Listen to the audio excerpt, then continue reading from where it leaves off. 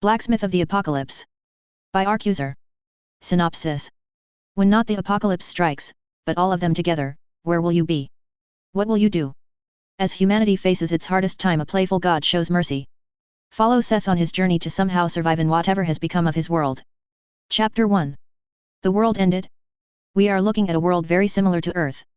In the year 21XX, humanity realized that they were done for. They had missed the mark and were facing inevitable climate change. More and more natural disasters plagued humanity. Storms raged, cities were flooded and the people became desperate. Projects were rushed, solutions were searched, catastrophes brought things to light that should have better stayed in the dark. But it was no movie and no novel. There was no way for them to stop it. Everything kept spiraling out of control, escalating up to the breaking point. Smack. Drowsily he lifted his head after smacking his alarm clock to the other side of the room, where it was still ringing. God damn it. Squinting at the clock, he rolled off the bed and crawled over to turn it off. Seth had been burning the midnight fuel playing games the night before and forgot to turn off his alarm. Bright light fell in through half-closed shutters of the window and burned on his pale skin.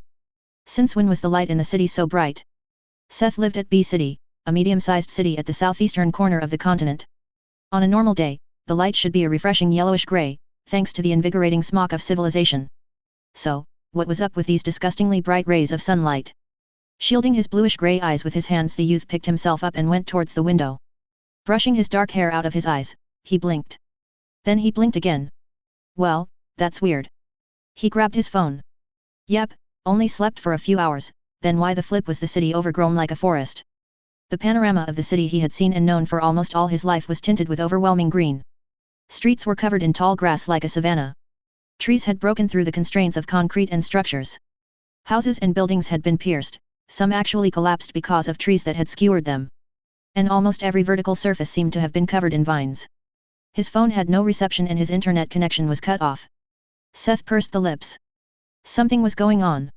Well, anyone who wasn't blind could see that. At this moment, a voice rang in his head and scenes started to play before his eyes like a cinematic trailer. Ding! Welcome to the post-apocalypse, player. Your world, as you knew it, came to an end. Tragedies and calamities have hit Earth and changed the face of the planet forever. You are now responsible for your survival. You are the master of your fate. Whether you die in this foreign world or become the master of your own fate, is all up to you. He actually knew many of the scenes that were shown on the news. Natural disasters that had been hitting the continent the last few years. But there were some he didn't know. Scenes of a destroyed laboratory. Weird lines of code reminding him of a famous science fiction movie. Dark fiery holes opening in midair and glimpses of caves and ever-growing darkness. Would you like to start the tutorial? Y/N. This sentence was energetically floating in front of him like an early text animation. The letters were thick, golden, and kept spinning in order. Seth was reminded of old flashy retro games. They kept spinning in the center of his view, no matter where he looked. Sure, why not, he said to himself and clicked Y. Seth had no idea what exactly was going on, but a tutorial sounded like a good start to find out. Good choice. Only 12% of all players have made the same choice. His vision became blurry and his surroundings changed into a dark void. Like the copy of a game tutorial, the system started to explain how to use things like quest, status, skill, and inventory window, which could be opened by thinking or reciting the names. It also mentioned that most skills he could obtain would be self-explanatory when he concentrated on them. His status looked something like this. Name, Seth Smith. Level 1. EXP, 0%. Race, Orihuma. Sex, male. Age 23. Class, none. Affiliation, none. Health 1000. Mana 100. Strength 9. Dexterity 12. Agility, 12. Intelligence 10. Willpower 10. Endurance 11. Personality 7. Luck 14. Free AP, attribute points 10. He had no skills or quests yet, so the skill window was empty. Similarly, the inventory window only showed what he was currently wearing in a field of 3x3, so 9 item slots to store his items in. As Seth had expected, he could collect experience to level up. Each level up would grant 5 to 10 free AP. And about gathering experience. There are a great many ways to collect experience on your journey. Whether it's quests or achievements, and of course, by killing, the system said ominously, and a sword appeared in front of him. It was a plain arming sword with some rust and a scratched-up blade. Take hold of this weapon and make your first step of many in this new world. Take your life in your own hands, or die. With this, a small ugly humanoid appeared in the void in front of him. Is that a goblin? Seriously? What a cliché. Seth grasped the sword and noticed surprised, that even so it looked beat up and plain, the sword seemed well balanced and felt good in his hand. The moment he gripped the sword in his hand, the green creature charged at him with an unnerving screech. It rang in his tired head and really annoyed him. His body moved, using the sword like a club, trying to direct the sharp side towards the creature and hack down in its shoulder. The sword went halfway through its rib cage, almost splitting it in two. Ding! Skill, Basic Swordsmanship, Beginner, Leave 1 has been learned. Ding! Title, Faster than the thought acquired. Your body moved before your brain reacted. Ding! Passive skill, Calm Reaction Leave 1 acquired, thanks to title, Faster than the thought. Seth felt everything traveling up the hilt of the sword, cutting its meager wiry frame and tough flesh. The edge crushing and splitting apart its bones under his hand. It was all real. He was looking on in shock as its dark smelly blood splashed everywhere and the goblin collapsed at his feet. Until now, he was half convinced that it was some weird, but really cool, dream. He scratched his scraggly beard, trying to think of what to do now. But his thoughts were interrupted by the system. Ding! You have killed Goblin Leave 1, you have earned experience. Ding!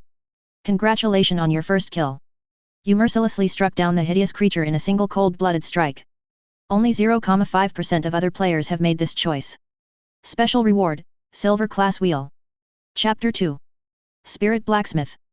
What's a silver class wheel? He asked subconsciously. Good question, player. Great transition, let's go ahead and continue with the last lesson, your class choice. Each player can choose a basic class from this list. A golden scroll appeared with a number of classes like swordsman, warrior, fighter, healer, pharmacist, mage, things like that. A class offers you the set of skills connected to it and a boost in learning them, but do not worry. It does not limit the skills you can learn. Any skill can be learned with effort, no matter what class you choose. Just how you acquired swordsmanship by swinging a sword. A white wheel filled with question marks appeared beside the scroll. Now you could choose one of these basic classes, but you could also spin the class wheel and get a random class that could be anything between basic and outright mythical. But you will have to take that class, no matter what. Seth could hear a sneer in the system's voice. There were probably a lot of people who did this and got something like cook or baker. Nothing against those classes, but crafting wasn't really the first choice in a survival situation. He definitely wouldn't take the chance and risk a silver wheel appeared beside the white one. In your case, you can also spin the silver wheel. Only classes above advanced are on this wheel. You could be a legendary dragon knight. A hero. Maybe a demon lord? A necromancer who raises the dead to fight for him, or a sage with unimaginable destructive magic. Seth sighed and rubbed his eyes. I'm really too tired for this sh*t. We both know where this is going, just spin the silver thing already. At this point he just wanted this to end, so he could sort his thoughts. Seth didn't know the situation outside, he had no idea what class was good. But it wasn't necessarily important, since any skill could be learned, no matter the class. An advanced or above class should be an advantage, no matter what things turned out to be. He watched the wheel spin, slowly losing speed. Yet, he just thought that it didn't matter as much what class he got, but his face still fell when the wheel stopped and revealed the symbol of an anvil and hammer burning with an eerie blue flame. Congratulations! Unique class Spirit Blacksmith has been chosen. Was this system messing with him? Was it really random, or did it just give him a class fitting his name? Ding! 5+ new skills have been learned. Please check your skill window. Ding! You are the second person to acquire a unique or above class from a job wheel. Title, Lucky Bastard has been acquired. Title effect, Luck +1. The black void started to blur and his room came back into view. You have successfully completed the tutorial. With this, you are ready to grasp your fate. Good luck. You have been granted experience for finishing the tutorial. Seth took a deep breath and fell on his bed. He savored the quiet and thought. It slowly started settling in, that the life he knew was over. But it didn't hit him as hard as he thought. Was it because there wasn't really anyone he cared about anymore? Or maybe... Arim, skill window. The window opened in front of his eyes. The formerly empty list was filled with a whole slew of new skills. Calm reaction, passive, leave 1. Strong mental shocks or surprises are mitigated and the emotional processing is later spread over a span of time to help deal with unexpected situations. That's about what I thought. Okay, it actually seems quite handy. Then his eyes fell on the list of other skills he got from his class. There were obviously skills associated with a blacksmith like smelting, beginner, LV1. Extraction of pure metals from raw materials and creation of alloys in a furnace. Blacksmith SI's LV1. Appraisal of gear and materials up to uncommon. Creates a catalog of all discovered materials and saves their properties. Blueprint, Beginner, LV1. Create and save blueprints and material lists in the system overlay. Blacksmith, Beginner, LV1. Forge and shape metal in the smithy with the help of your forge, tools, and an anvil. Create armor and weapons from crafting materials. He noticed that his swordsmanship had vanished, instead had gotten weapon mastery. Weapon mastery, Beginner, LV1. You are a natural in handling weapons and can deliver a good fight no matter what weapon you use. A slight increase in damage when using a weapon. Except for this one, they seemed quite common for what a blacksmith should have. On the other hand, it was understandable that a blacksmith should know how to handle his products. But a lot more interesting were the class-specific skills. Spirit Smithy LV1. You can summon the Spirit Smithy. The smithy encompasses advanced crafting stations and increases the crafting speed corresponding to the user's blacksmith skill. Spirit Capture LV1. You are able to see and capture souls of recently deceased beings to use as crafting materials. The second one would need him to kill something or find a fresh corpse. It seemed a little dangerous to test, but Spirit Smithy. He jumped off his bed and went to his small living room. Everything still seemed normal. He looked out the window and spotted others doing the same from the buildings near his apartment and across the street. He closed the shutters and invoked the skill. Summoning failed. Not enough space to invoke skill. First time someone called my living room small. Seth actually lived in a quite big masonette apartment, that was left behind by his parents. Was his furniture in the way?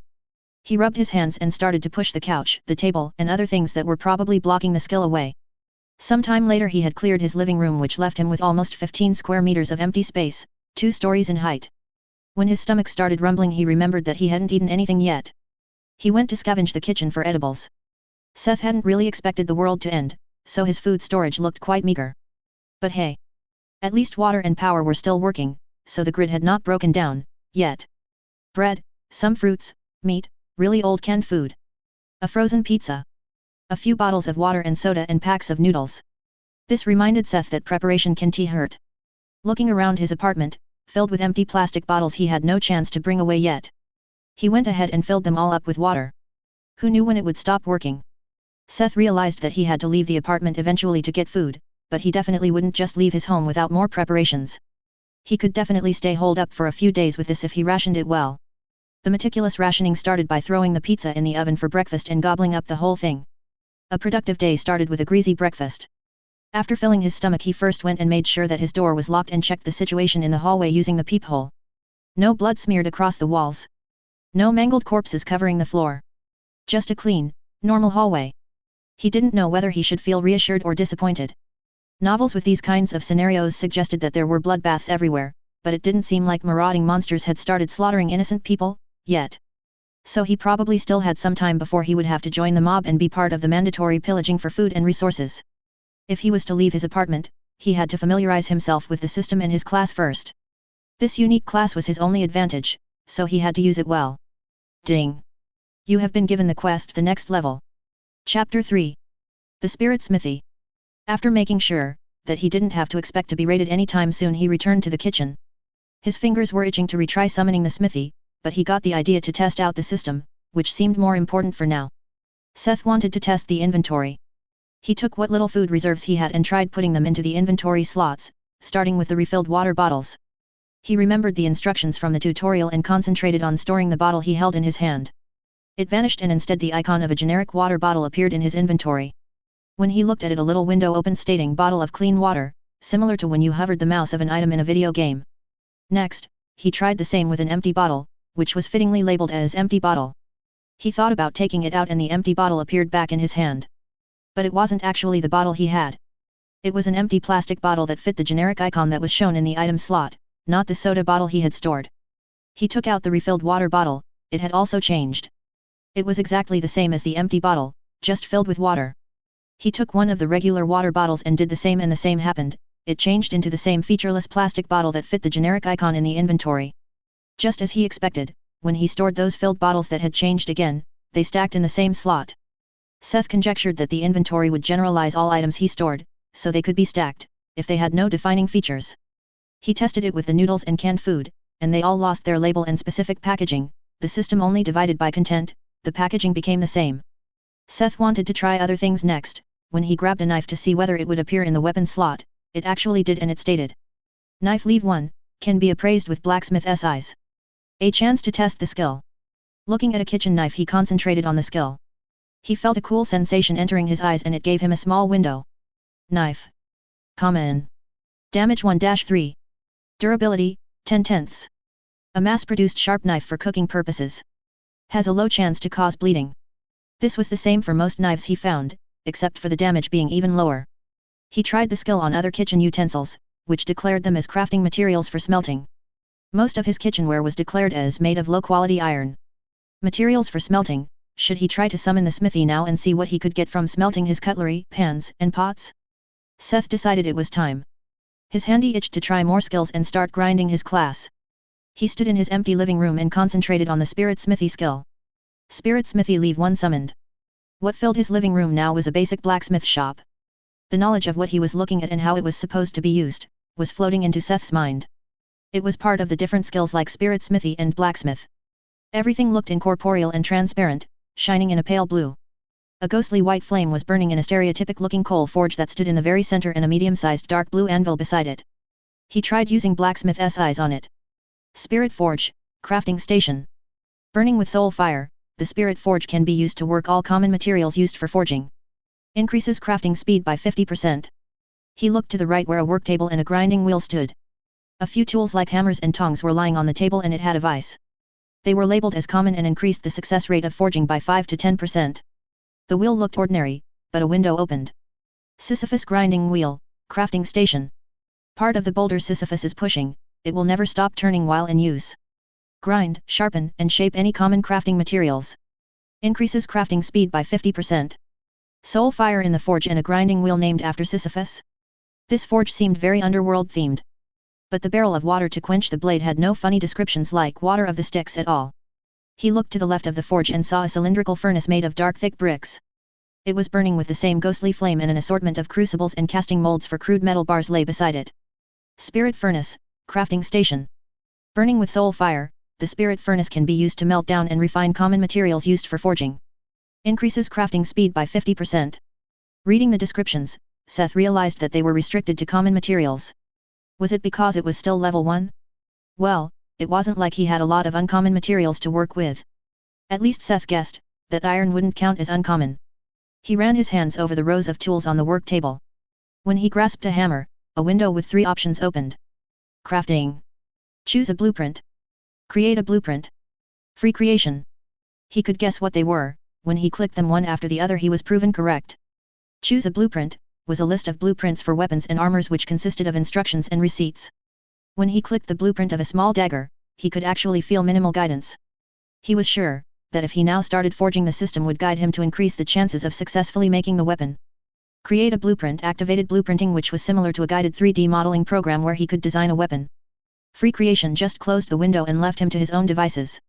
His conviction grew. He could summon a forge wherever he was and make weapons and armor whenever he wanted. This class would be the edge he had in this world.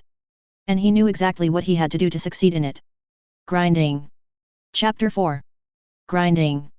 Seth knew, that he would have to leave to get more food and stuff at some point, but right now he had food for a few days, so he planned to raise his skills for as long as possible and then try to make a weapon and some armor before leaving his secure home. Using blacksmith's eyes he combed through his home to find any and everything he could throw in the furnace and collected them on a pile in the living room. Cutlery, pots, pans except for some necessities his kitchen was emptied. A wall hanger sword, stainless steel lamps. His toolbox was plundered, too. Seth even found some packets of screws. When he was done it looked like a dragon had built a nest in his living room, made from almost anything shiny he owned. Anything he could throw into the furnace. On the other side was a heap of other crafting materials he had found while looking around. Leather and wood from furniture, clothes, buckles, belts, and straps. From the blueprints, he knew that these things were mostly needed for armors or as a handle material. He rubbed his hand as he stepped towards the furnace. The inside was smooth like porcelain and its bottom where the ghostly flame would be burning was bowl-shaped with a small drain. With that, he could drain the molten metal into a crucible or directly into the mold for ingots. Before he started smelting he tried to use an exploit. Seth put all the cutlery into his inventory to turn them into uniform knives. He hoped to maybe gain some material from putting in the smaller things. Unfortunately, the system only changed their shape to make them look the same from a two-dimensional view. They still had the same mass as before. On the other hand, some of the uniform cutlery were thicker or thinner. He was a little disappointed, but it couldn't be helped. Seth continued to throw a handful into the furnace. Next smelting, beginner, LV.1 opened as a window with something similar to a control panel for the furnace. It had a list of options to choose what should be refined from the material. Right now there was only one entry. Well, he hoped there would be more options in the future. At the moment it was only low-quality iron and it even had a success rate of just 75% stated beside it. What would happen if he failed? Would everything be gone? It was not really of any use to guess, he went ahead and confirmed. He confirmed his choice and a kind of mini-game started on the control panel. Seth had to manually adjust the parameters like the strength of the flames and their distribution to change and stabilize the temperature in the furnace according to the system's indications. One thing to note was, that the soul fire needed no fuel and created no smoke. The white flames flared up and easily melted down the cutlery in less than a minute. Seth lost focus for a moment and smelting failed. Proficiency gained. His first try was a fail. Seth watched as the flames burned up about 1/4 of the molten metal. Well, at least the system didn't destroy all of it. Seth used the drain to harvest the leftover metal. It was the first time he felt the immense heat the metal gave off.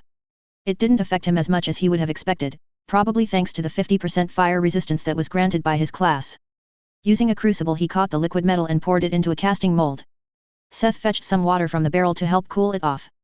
The resulting ingot was a cuboid chunk of metal, that lay good in his hand and were a little longer than the width of his palm. He felt a little down because of the failed attempt, but soon a smile appeared on his face. When Seth checked the skill window he saw that the proficiency of smelting actually went up despite failing. He now had smelting, beginner, LV.1, 4%. He still had a lot of stuff to melt down, at this pace he would be able to level the skill quite a bit. Another happy surprise struck him when he continued. The success rate had increased to 76%. The next smelting succeeded and actually gave him 9%. If it kept going like this he would be the master of low-quality iron before lunchtime. But he had crowed too early. By the time smelting reached level 3 the success rate had stopped at 99%, so he still had a chance to fail. Level 3 also unlocked the option to refine mediocre iron. He had not expected this. Seth's original plan was to smelt down everything to level smelting, then forge stuff from it to level blacksmith and smelt them down again. He wanted to repeat that circle a few times, but now a new question came up. Did the material influence the proficiency he would gain for blacksmith? On one hand mediocre iron started with only a success rate of 60%, but it gave almost 3 times the experience for smelting. On the other hand, he would probably lose a lot more material he could use to level up blacksmith. So all he could do now was trying out the materials. He took an ingot of low-quality iron. Holding the small bar of metal in his hands made him realize once again how real this was. Seth went to the forge. As a blueprint, he chose a small throwing dagger, because the only material it needed was metal of any kind. After confirming the blueprint he could feel the guidance from the system as impulses and knowledge to do specific things flooded his head. He took tongs and a hammer, put the iron into the eerie flame of the forge, and waited. When the iron was glowing in a kinda cherry red he picked it up with the tongs and started shaping it on the anvil with the hammer. Feeling the heat in the smithy, the impact of the hammer, the hot metal giving under his power, his muscles being strained. The situation felt so unreal, but it also felt good. After some time of clumsily following the guidance and quenching the blade, he finished it off by grinding it and a message popped up. Ding! You finished your first work as a blacksmith. Strength +1. Dexterity +1. Seth appraised his first work. Misshapen throwing knife. Common. Damage, 1-2. Durability 2/2. The first work of an aspiring blacksmith. This piece has the barely discernible shape of a throwing knife. It may hurt a little if you manage to hit someone with it. Seth knew that it didn't look very good, okay. No need to be this harsh. It was definitely fit to be melted down again. But that wasn't the point. He had gained 15% proficiency in blacksmith. Now he went ahead and tried again with the mediocre iron. The result was the same. It had a little more durability and damage, but he still only gained 15% bringing him to blacksmith, beginner, leave 1, 30%. To make sure he tried some other small blueprints. Forging took a lot longer than smelting, so it took until noon to make sure. It was still a lot faster than forging without his class and smithy. Seth fathomed it would take a lot longer without it. He had gained some more proficiency bringing his skill to leave 2, 45%, when he finished.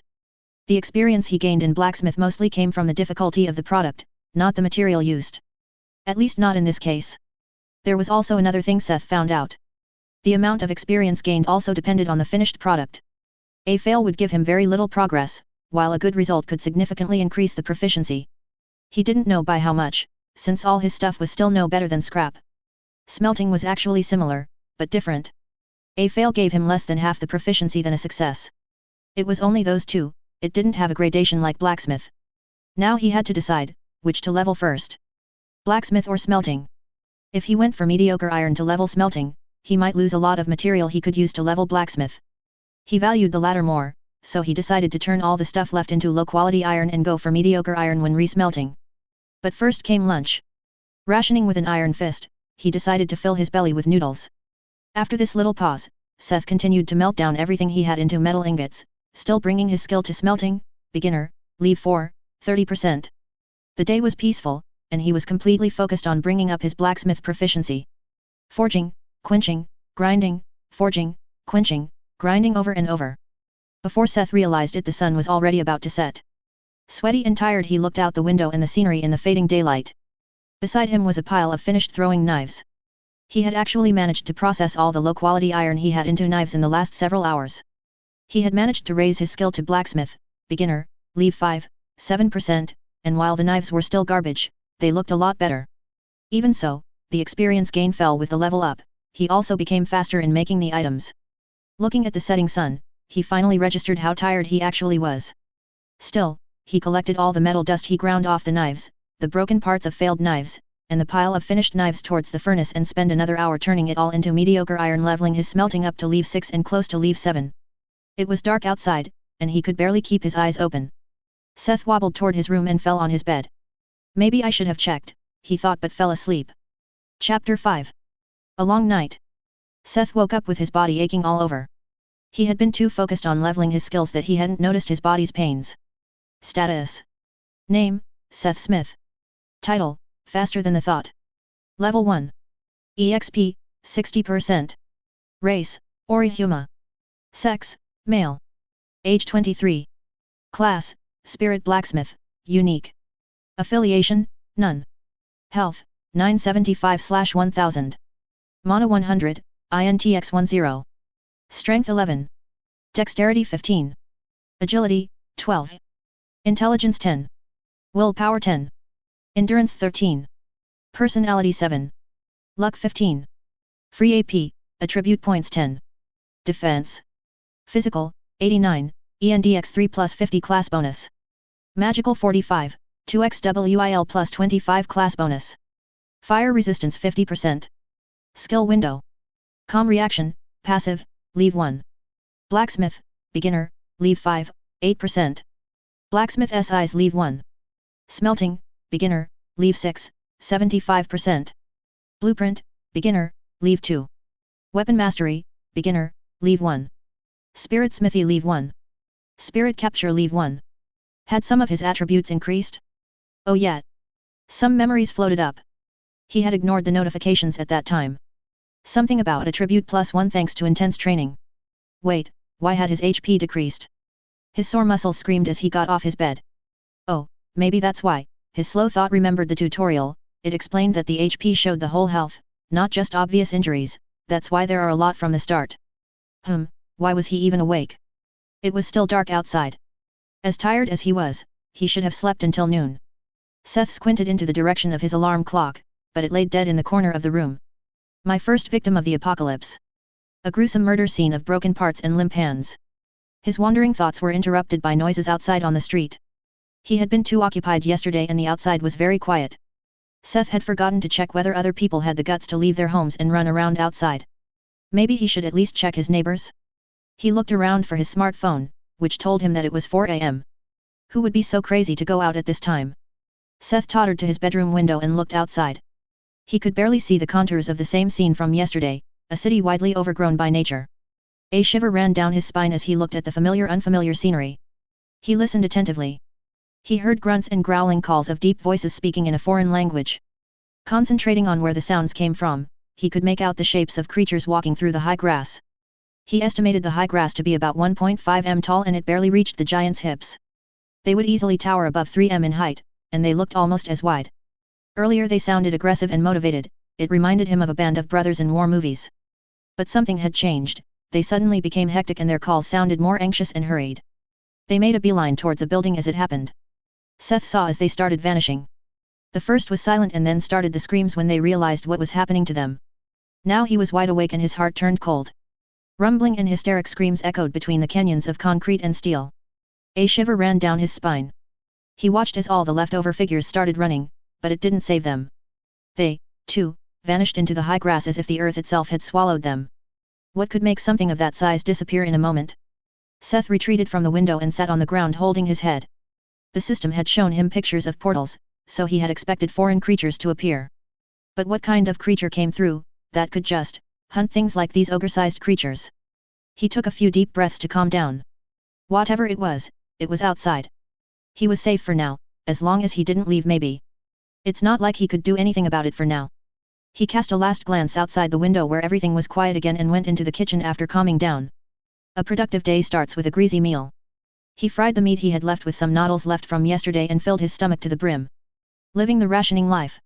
It seemed that the system really boosted the recovery of fatigue since he felt quite refreshed after just a few hours of sleep and a hearty meal. This felt almost like a healing factor.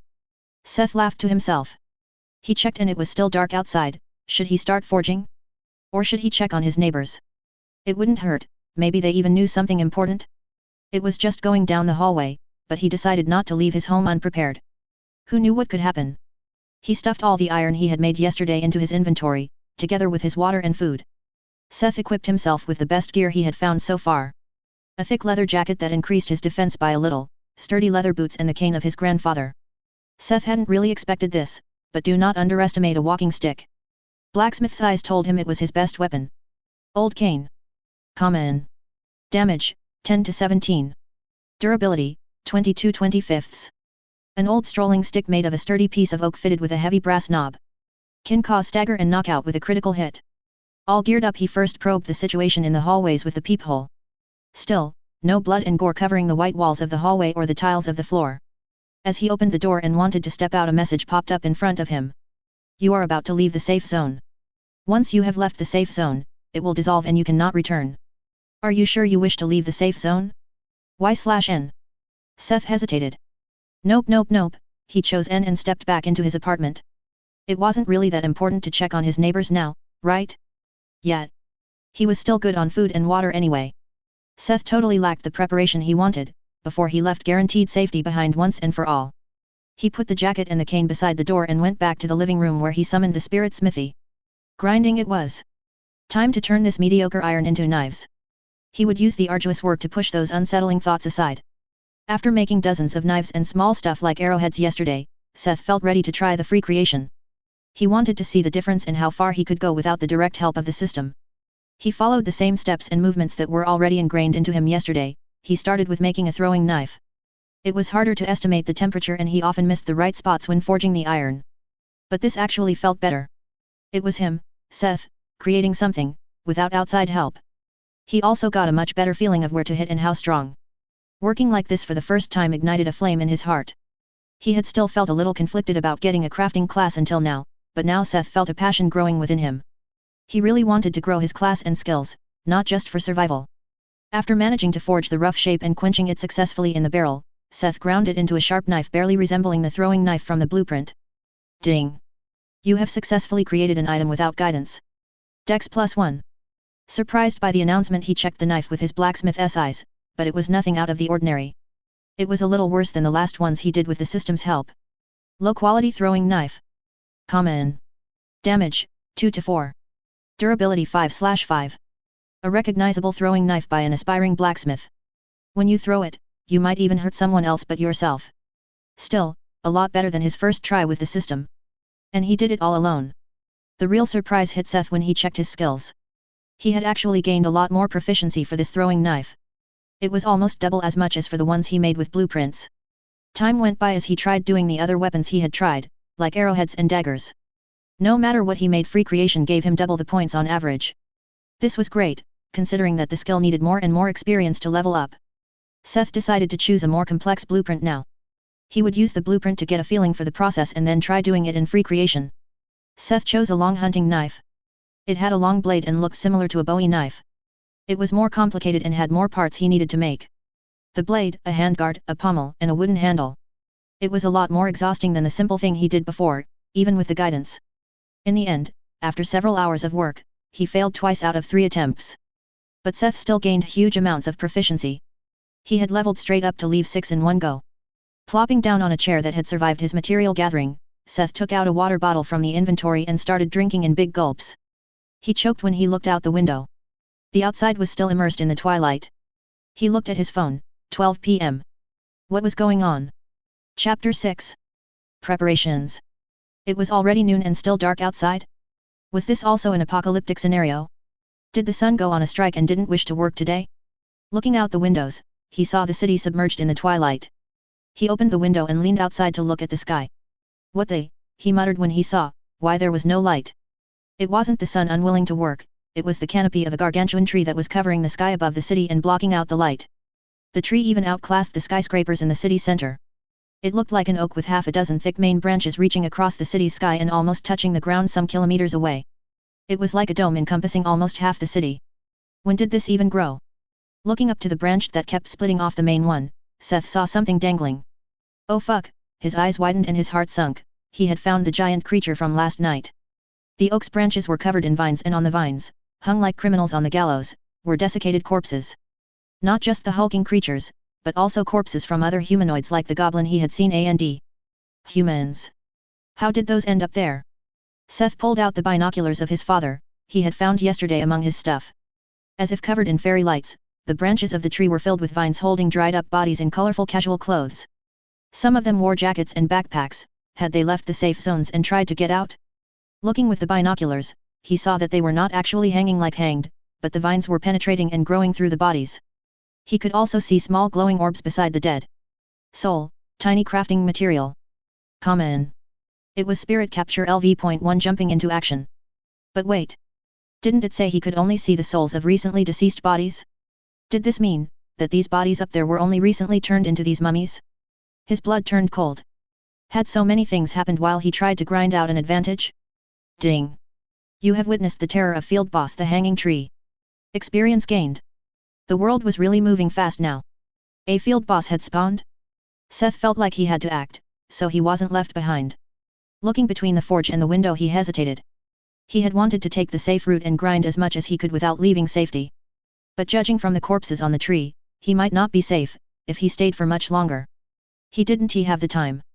Instead of following his original plan and grinding the hunting knife, he decided to shoot for gear to go outside. Sounds from outside interrupted his thinking. Looks like I wasn't the only one who noticed the changes. He leaned out the window again. Looking down at the street he saw a group of 3 wading through the high grass on the street below. They also wore backpacks and in their hands they actually held weapons. The guys in the front had a sword and a mace and the girl behind them had a staff. Did they get starter gear for their classes? When he looked with the binoculars they looked very young, maybe a group of schoolmates. They had started shouting. Seth knew this scene, but he could actually see more in the current twilight than during the night. The big guy with the mace had his mouth suddenly covered by an agile vine that shot up from the high grass around them. It pulled him down to the ground without him being able to make a sound.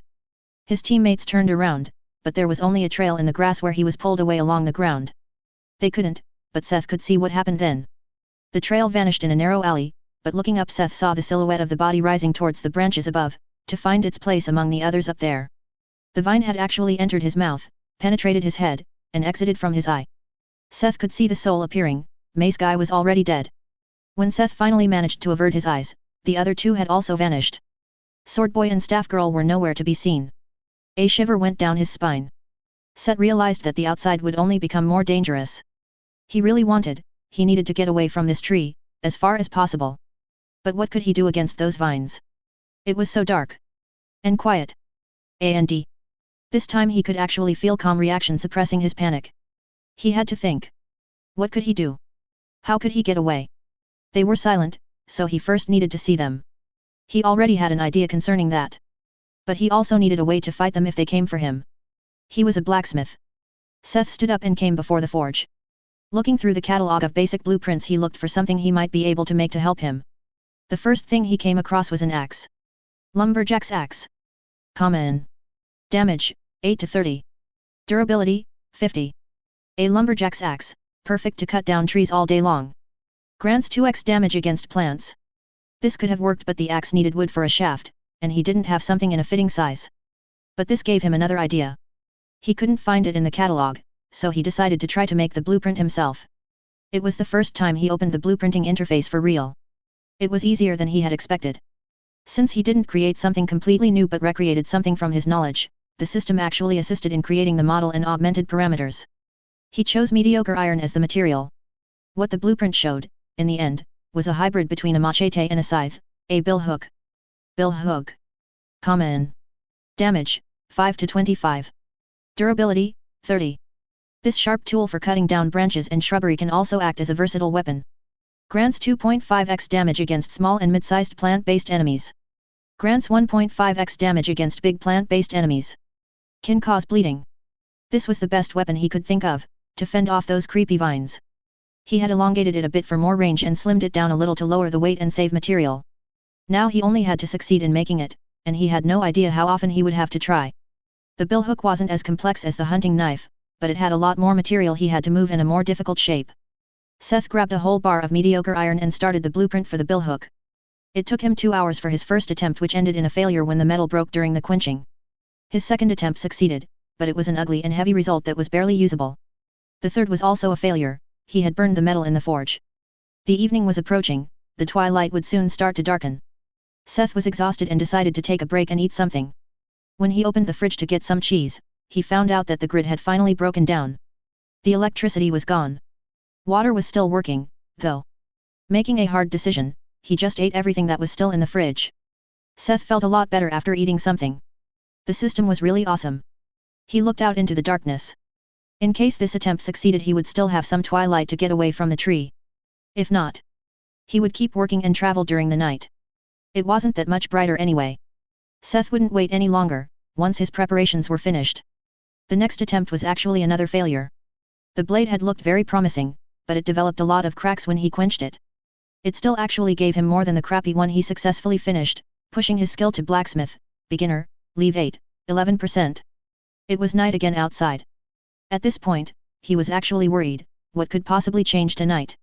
Following a deep breath, he started his 5th attempt. He actually had a good feeling after the last one.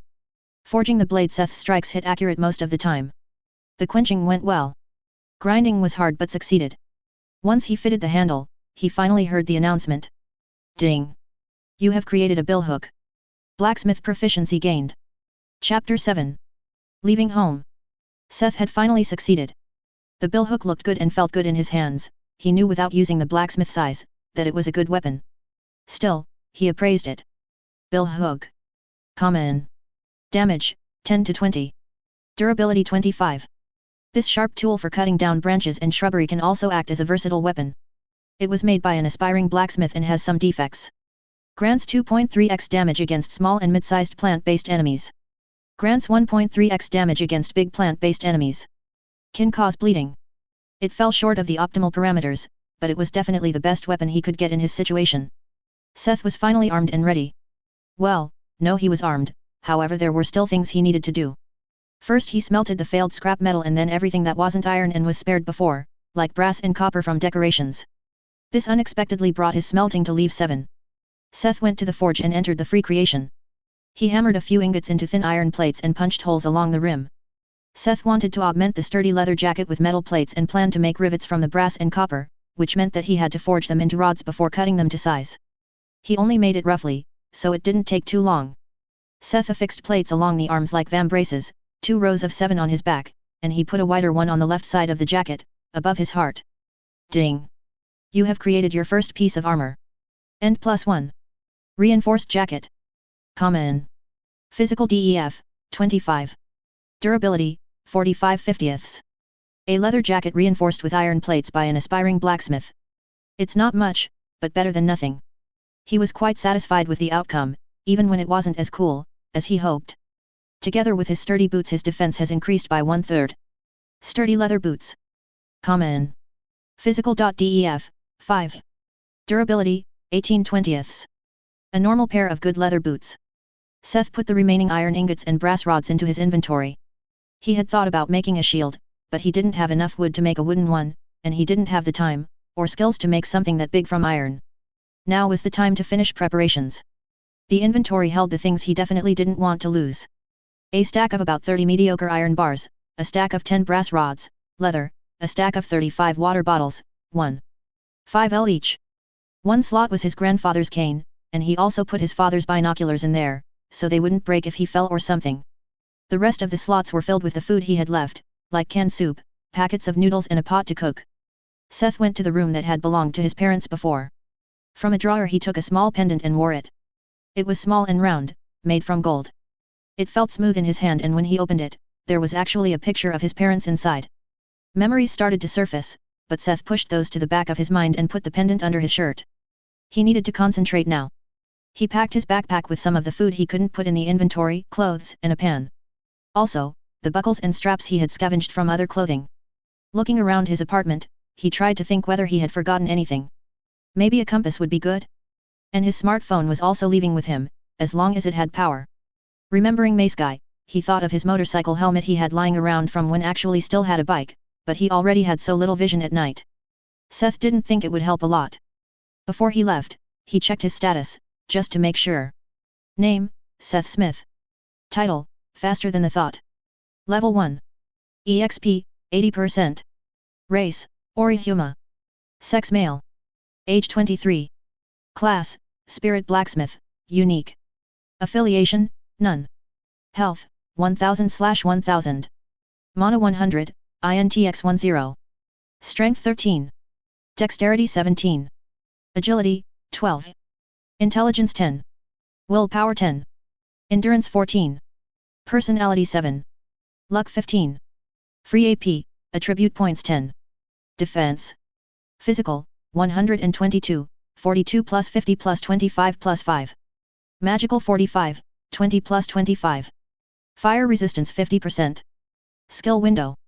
Calm reaction, passive, leave 1. Blacksmith, beginner, leave 8, 51%. Blacksmith SIs leave 1. Smelting, beginner, leave 7, 11%. Blueprint, beginner, leave 2. Weapon mastery, beginner, leave 1. Spirit smithy leave 1. Spirit capture leave 1. Everything seemed fine, he was in top form. This has to do for now, he said to himself as he went to the door. You are about to leave the safe zone. Once you have left the safe zone, it will dissolve and you cannot return. Are you sure you wish to leave the safe zone? Y/N. Seth chose Y and stepped outside into the dark hallway. Ding. Welcome, adventurer. You are the 344th to leave the safety zone willingly in this region. Ding. Title, Explorer gained. You are among the first 1000 of your region to leave the safety zone. Ding. Active skill, Map Leave 1 acquired, thanks to title, Explorer. You have entered Field Boss the Hanging Tree's sphere of influence. An ominous fear is entering you from the twilight. Seth felt an irrational fear spreading in him. His heart raced and he started sweating. As he was about to fall into panic, calm reaction kicked in. Ding. Title, Bold gained. Entering the sphere of a field boss as a level 1 is truly bold. Ding. Passive skill, Fear resistance acquired, thanks to title, Bold. As he was calming down, he looked through the messages and checked his status. He just went outside and gained 2 titles and 2 skills. Map actually opened a map window, but only places he had visited were shown. He looked down the hallway, but could only see ink-black darkness. He pulled his phone from his pocket and used the flashlight to illuminate the hallway. Ding. Passive skill, Fear resistance leave 1 has become leave 2. He regretted lighting up the hallway. The walls were covered in roots that were growing from the walls. He really would have preferred the gore, to this. At least the floor has withstood the attempts of nature to penetrate it. He walked down the hallway towards the staircase and came by his neighbor's door. The door was actually left ajar. Seth pushed the door open only to find his neighbor's home being also overgrown with roots. A dried-up corpse was actually sitting in his recliner. It was totally covered in spindly thin roots, like a doll made of twigs. It looked totally macabre and disturbing. "Don't mind me, old friend," Seth told him, shrugged his shoulders and looked for the kitchen. His neighbor wouldn't miss the food anymore. What could be stacked went into the inventory, what couldn't was rationed on the spot. What couldn't be rationed went into the backpack, not that there was much left. Seth left his neighbor's place with a few more days' worth of food and actually quite a lot of canned stuff. His neighbor seemed better prepared than him, too bad he had died early. He didn't take any crafting material, there was neither the space nor time for it. Stepping back into the dark hallway, Seth made his way to the staircase. It was completely overgrown. Vines and roots were embracing the handrails and hanging down from the stairs above. However, they didn't seem to belong to the skull penetration kind. They just hung there and did nothing. Still, Seth was walking around with the billhook in hand, in case some naughty vine was just playing dead. When he came to the lobby, Seth finally got his gore. The front door had been broken open and there were the mangled corpses of some humans and goblins. The humans had actually been armed. Did everyone but him get starter weapons? He picked up a sword from the ground. Sword. Basic. Damage, 3 to 7. Durability, 4/8. A simple mass-produced sword. Wow, this was almost worse than his trashy throwing knives. Seth put the sword back, no time, no space. He finally closed in on the gaping hole, where the front door once was, and stepped outside into the night. Chapter 8. Burning the midnight fuel. Stepping out of the door, he stood at the top of a staircase, that led down to the boardwalk. Well, now it was a meadow of high grass. Seth walked down the staircase until he stood on level ground. Summon Spirit Smithy. The skill worked, despite the grass, and the Spirit Smithy appeared before him, flattening the grass it stood on. Seth pulled out a table leg he had gotten from his neighbor's place. It was a lot better for this, that was what he had prepared. Determined, he held it into the eerie white flames of the Spirit Smithy. The soul fire easily turned the wood into a torch. Seth threw the torch into the sea of grass. Let's see you hide now. He would burn the grass around him so he could see the vines. But even Seth was surprised at the result. The soul fire jumped into the grass and spread, like a wildfire. With an insane speed it shot along the overgrown streets, devouring all the vegetation it came in contact with. And it wasn't just this street. Moments later he could see the cold white light of his soul fire shining from everywhere in the city, licking about between the rows of houses and illuminating the hanging tree from below. Seth's jaw fell open, watching the calamity unfold. A sea of flames filled his vision. And then a smile crept up his face. He knew that feeling from clips of natural disasters, if you saw something so big and fascinating happen, that you could not help but smile and laugh. Ding! Title, Arsonist gained. You have set a city aflame and are fascinated by your own deed. Ding! Passive skill, Fire Affinity Leave 1 acquired, thanks to title, Arsonist and skills, Blacksmith, Smelting, Spirit Smithy. Hey! Wait! That's not cool. This is a legitimate tactic, okay? I'm not doing this for fun, he argued, but really couldn't suppress the smile on his face. Ding! You have killed Hanging Tree's Vine, leave 3 experience gained. Ding! You have killed Hanging Tree's Vine, leave 2 experience gained. Ding! You have leveled up. You are now LV.2. Ding! You have killed Hanging Tree's Vine, leave 3 experience gained. A whole bunch of messages dinged through. Seth was really startled this time. He was afraid the system had suddenly decided to answer him, when he argued back. Listening to the notification, Seth noticed that it didn't mention anything other than vines. Had everything that entered the sea of grass died? And level up? When he looked at his status he was already leave 3 and it was fast approaching leave 4. The fire really did a great work in collecting him experience. The grass around was already burned down and the vicinity turned dark again. He would better hurry to get away. Who knew what would happen, if someone found out that he had burned down the boss's home field? He fell into a moderate running, using his phone to light up the path. The streets were still filled with burning hot air, even after the flames left, but Seth could handle it with his resistance. The newly gained affinity made him actually feel quite cozy in this kind of environment. His ears were ringing, when the kill messages had finally slowed down a little. When he checked his status again, he was already leave 4, close to leave 5 and had gained another 26 free AP. There was actually a new entry SP, skill points. He had 3 now, could he? As he was focused on his status, he saw something moving in the corner of his eyes. He jumped away and fell to the ground before he could even register what exactly it was. Turning back he saw a half-burned vine. The skull penetration kind. It was lit up by the phone he had lost during the landing. Seth whipped around with the billhook and managed to cleanly cut the vine before it could launch at him again. Ding! You have killed Hanging Tree's Vine, leave 4 experience gained. Ding! Skill, Weapon Mastery, Beginner, leave 1 has become leave 2. Ding! Passive skill, Calm Reaction, leave 1 has become leave 2. He looked at the cut-off part of the vine and Blacksmith's eyes actually told him, that it could be a crafting material, but all he could see was, in its description. Was the skill level too low? Anyway, he had to get out of there, so he stuffed the vine in his backpack and kept running towards the outskirts of the city, where the tree's canopy didn't reach. Ding! You have leveled up. You are now leave 5. Ding! Inventory has been extended. Ding! New class skill has been unlocked. Check your skill window. Hey? There were more. Seth didn't stop to check, he kept going without looking back. At least the headache-inducing kill messages had stopped soon after he reached leave 5. He met a few more vines on his way to the rim, but they were no problem. They actually helped leveling his weapon mastery to leave 3. But he didn't get cocky this time. The early levels were always easy. At dawn, When the sky slowly became brighter and the sun peeked over the horizon, Seth had finally reached the edge of the tree crown. There was only one problem: from the lowest branches hang a curtain of vines. The fire wasn't able to destroy those vines above leaf 4, even though they were steaming. Looking for a solution, his eyes fell on the manhole covers. He sighed. Whatever, he summoned the spirit smithy and forged a hook to open the manhole covers with. Surprisingly, there was no stench when he entered the sewer. Oh, he muttered when he saw the reason why. The whole underground was filled with roots. He should have known it.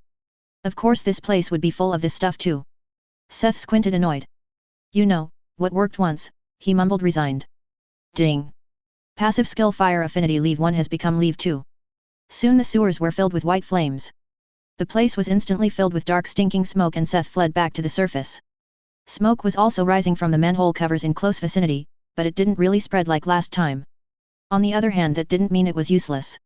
Although the roots didn't burn away, the crown actually seemed to shake in pain, making the vines at the edge sway. It swayed just enough. Seth took this chance, ran up, and dove through the gap below the vines, without being noticed. You have left Field Boss the hanging tree's sphere of influence. He could physically feel the pressure of constant fear that had burdened him since leaving home fall off his shoulders. Hopefully this meant that he wouldn't encounter any more of those vines. Seth didn't look back and started to sprint. Burning trees and broken ruins lined the roads. Gradually he saw more buildings and ruins overgrown with vegetation. A few minutes later he finally came to stop at a place the fire had not reached. Here the broken streets were still covered in grass, but it wasn't as high. A lot more buildings had been destroyed by the growing forest. They were higher and the whole area resembled the pictures Seth had seen of old temples that had been reclaimed by jungle. The undergrowth started affecting his field of view, so Seth slowed down and finally came to stand still. He tried to catch his breath as he scanned his surroundings. Anything could be lurking to jump him in this kind of environment. Of all the things I imagined, this wasn't it when I heard apocalypse. Chapter 9. First quest? He looked at the map, which showed a several kilometer long, more or less straight stretch, from his home to here. This place was even marked on the map as jungle biome. Why is there a tropical jungle, huh? In the outskirts, he complained, panting. The humid air made his clothes stick to his skin and it didn't really help that he wore a thick leather jacket. Seth had actually hoped to get somewhere with less green. You can say whatever you want about a wasteland, but at least it's a lot harder for things to hide. Gi. Seth faintly heard noises not too far away. He had jinxed it. It sounded similar to the goblin he had killed in the tutorial. Seeing a more or less intact building, he slowly sneaked over and entered the dark gaping hole left by the broken down door. The inside wasn't pretty. Smashed furniture, broken glass from the windows, dirt and roots covered the floor. He walked down a short hallway and to the right. It was the living room. On the sofa were some mangled corpses. They looked as if wild beasts and gnawed on them. The stench was unbearable, but at least they were no sucked dry mummies. He hoped that this meant that he really wouldn't meet any more vines. Seth could hear the noises outside getting louder, so he anticipated that he wouldn't leave the house anytime soon. Since he was here anyways, he could look for something usable. Other than the living room, he found a dining room, a small bathroom and the kitchen on the ground level. The fridge had been ripped open, with the door lying on the ground. Its contents were spread all over the floor, with some squished and other having bite marks. The rest of the kitchen looked similar, with nothing left he could take with him. The squeaking and snarling noises were now really close. When he looked down the hallway he could see a group of goblins outside on the street. He decided to go up the stairs to avoid being seen. Looking around the upper floor he found a bigger bathroom and a children's room and the bedroom. Seth rushed back out, about to puke. It was calm reaction that forced the urge back down. Leaning against the wall outside the door, he slid down to the ground. What the F, he mumbled when he remembered the pictures of what he just saw. On the wide bed, in the middle of the room, laid the corpse of a woman. If only it was just that, she had been strapped to the bed with crude ropes. Her whole body and especially her privates were horribly mutilated. She was covered in bite wounds, cuts, blood and more. Something had fun doing its worst to make her death a long and painful procedure. And to top it off, the body wasn't nearly as old as the two below. Seth had even caught a glimpse at the soul hovering above it. This woman had survived, he even believed to have seen a starter weapon lying on the floor. She had survived the apocalypse to find this kind of tragic end. A noise from downstairs alarmed him. Did it come back? Maybe it were the goblins? Did they do this and came back to check? He swallowed hard and entered the bedroom, closing the door behind him. This was the only door that wasn't broken up here and he definitely wanted to have a door between him and what was down there. Even if he had to go back in there, he entered and locked the door behind himself. When he turned around, he was a lot calmer. It was even worse than before. She had chunks of meat bitten out of her arms and legs, while she was still alive. The wound had bled. She must have had fought a lot, the ropes at her wrists and ankles had dug deep in her flesh. Seth wasn't an emotional person, but rage was growing in his chest. As if it had felt his feelings, the soul had started floating towards him. It had a tinge of red and was a little bigger than the pure white ones he had seen on the hanging tree. Vengeful soul, small, crafting material uncommon. A soul filled with rage and wishes to take revenge on its enemies. Seth didn't do anything. The soul was just gently floating up and down in front of him. Ding! A quest has been triggered. Quest, Revenge of the Fallen. Difficulty, C. You have encountered the horrifying murder scene of one of your fellow players. Despite the desperate situation, she had not given up. Even after death, her soul still wishes for revenge. Will you help her with her revenge? Requirement, kill goblins 0/10, kill orc 0/1. Rewards, Vengeful Soul, small, 3000 EXP. Do you accept the quest? He didn't know how much 3000 EXP actually was, but Seth gladly accepted the quest. It even confirmed that the culprit had been goblins. What a cliché, Seth mumbled. But was it really a cliché, when it truly happened? The soul had vanished after he had confirmed his decision.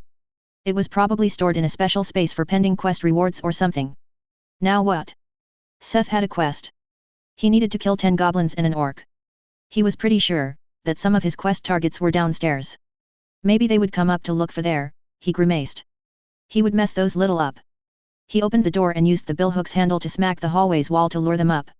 He also took out the cane, it had more reach and was better than an empty hand. The woman's weapon had been a staff, but it was broken, so he couldn't use that. The sounds of steps on the stairs announced the arrival of his opponents. It sounded like 3 or 4. Seth wasn't dumb. He wouldn't fight an open battle. He would ambush them the moment they opened the door. Not long later the door swung open and a goblin jumped in. Just to be greeted by a massive brass knob smashing its face. The goblin crumbled on the floor and didn't get up anymore. Such an enthusiastic hello had shocked his little companions, which resulted with a billhook piercing one of their heads and popping out an eyeball on the way back out. Seth kicked the goblin on the ground away, jumped back, and slammed the door shut again. One of the pair that was left had reacted a little faster than his friend and jumped forward, which rewarded him a broken nose as the door hit him in the face. With one only reacting now and the other falling back after being hit by the door opened again and the billhook saved him the worries about his broken nose. Now Seth stood face to face with the last goblin. Its eyes ripped wide open as it screamed, faltered and fled. Well, an attempt was made. Seth rushed after it and smashed its skull from behind with a swing of his cane. Ding! Skill Weapon Mastery, Beginner, Leave 2 had become Leave 3. Ding! Skill Weapon Mastery, Beginner, Leave 3 had become Leave 4. Seth went back to the room and finished off the first goblin, who was only unconscious. He knew, because had not gotten a kill notification for this one. They had all been Leave 3 and brought him a few % experience and 3 soul, tiny. They were the first thing he killed, that dropped souls. This strategy had actually worked quite well, but Seth doubted that it would work a second time. If more goblins came, then to look for their lost companions. They would be alarmed and hard to ambush. Once the adrenaline rush had died down and his hands stopped shaking, he went downstairs. Leaving the house via the back door led him to a small yard. Or what was left of it after Mother Nature went berserk. But he found enough space to summon the spirit smithy. Good, he mumbled and went back upstairs to get the goblin bodies. Seth had come up with a good use for these guys. There would be a great surprise waiting for their friends. Chapter 10. What worked twice? It took longer than Seth had expected, but after some time there appeared a group of goblins. It were 8 goblins led by a creature about the size of a human. This was probably the orc. It wasn't the weird pig-like kind that some northeastern novels featured, but the green-skinned kind he knew from games. A rough description would be a skin with a moss-green tint, long pointy ears like an elf, a body full of muscles and a lower jaw featuring a pair of big tusks. When one of the goblins came close to the house, it spotted the corpses of their companions Seth had placed there. The goblins found one of their own on the front lawn. Another was draped over the sofa Seth had placed to block the front door. Big Guy, as Seth named the orc, shouted something at the goblins in a guttural language. 2 of them split off and stayed in front of the house, while the rest climbed over the sofa, into the house. Big piles of rubbish, broken furniture, and branches were piled up at the front door and along the hallway. Here they found another body and the last one on the stairs. Big Guy also entered the house after listening to their hectic squeaking, to see for himself. It was time. Seth returned to the yard unnoticed, through the small hole in the thicket he had made with the billhook. Big Guy made his way upstairs, following the trail of blood. He knew that up there was one of his toys the goblins had captured for him. But why had they been up there? It had already died yesterday. Maybe he could find a clue up there. The gobs didn't have the brain to do much more than eat, *CK and kill. What works twice, also works a third time, Seth stated with conviction as he set fire to the heap of rubbish he had piled up at the back door. Like before in the grass, the fire traveled along a trail of frying oil with tremendous speed. Almost instantly it lit up all the trash piles across the house and set it aflame. Burn, he said with a glimmer in his eyes. Ding. Passive skill, Fire Affinity Leave 2 had become Leave 3. Big Guy was halfway up the stairs, when suddenly a pale white flame passed him, traveling up the handrails.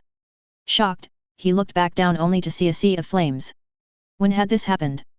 The goblins behind were already rushing towards the front door only to see that it was blocked by a wall of flames created by the burning sofa and trash piles. Turning around again, Big Guy ran up the stairs as fast as he could, but the flames were already licking towards him from the top of the stairs. He could hear the agonizing cries of the goblins in front. He saw their burning silhouettes rolling on the floor and writhing in pain. And he himself was cornered on the stairs. Flames from above, flames from below, and the fire from the handrails had already jumped onto his rough clothes, burning his skin. Seth could also hear the tragic howls of the screaming goblins within the burning house. But contrary to Big Guy's panic, Seth felt quite satisfied as he also heard the ding of kill notifications. He was waiting on the front lawn. The 2 goblin guards had already been cleaned up by him. He stood in the front yard enjoying the show.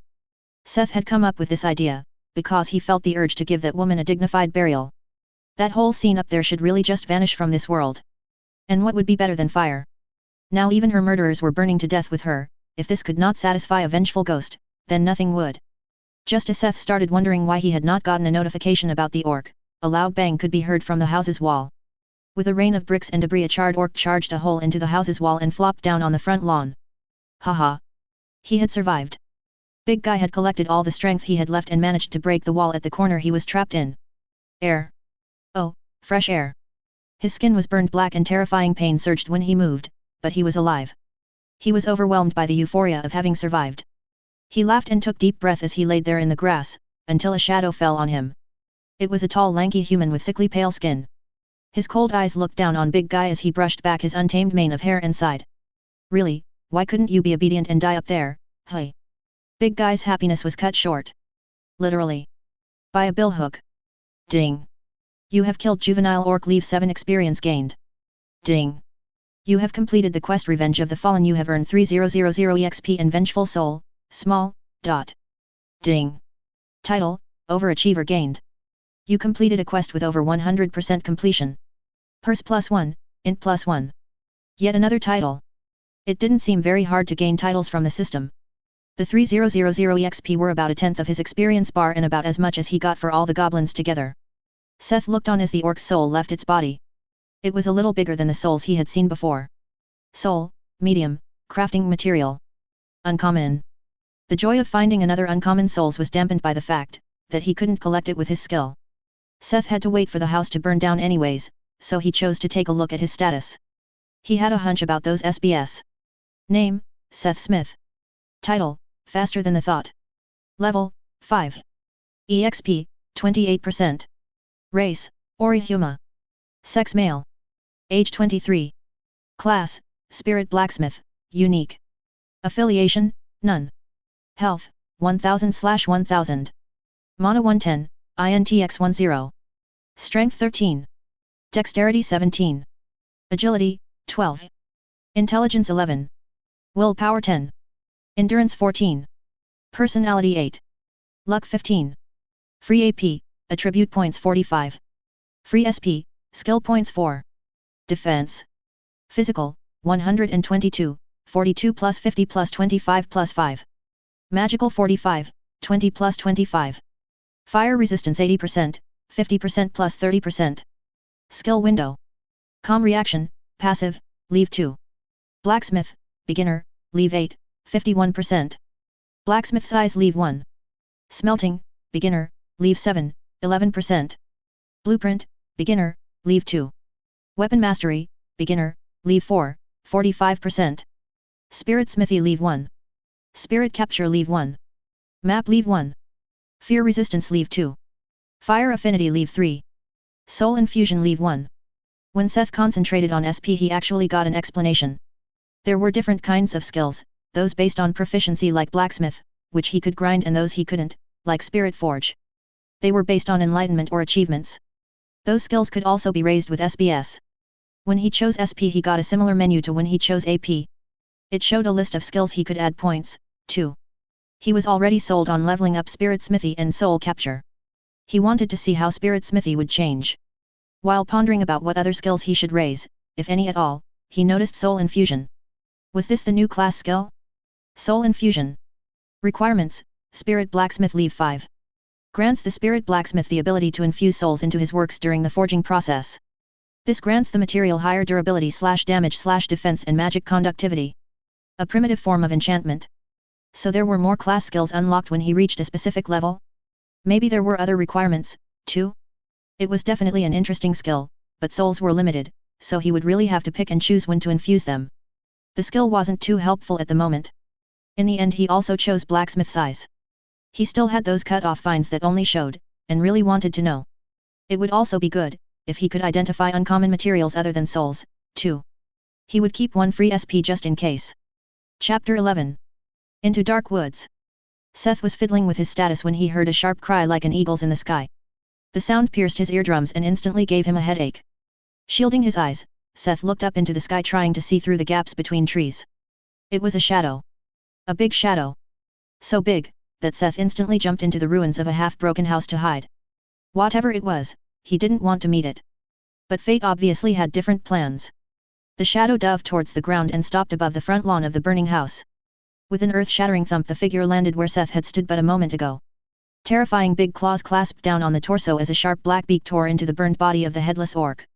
The best description Seth could come up with was calling it a griffin. The creature had the muscular build of a lion and the head of a raptor.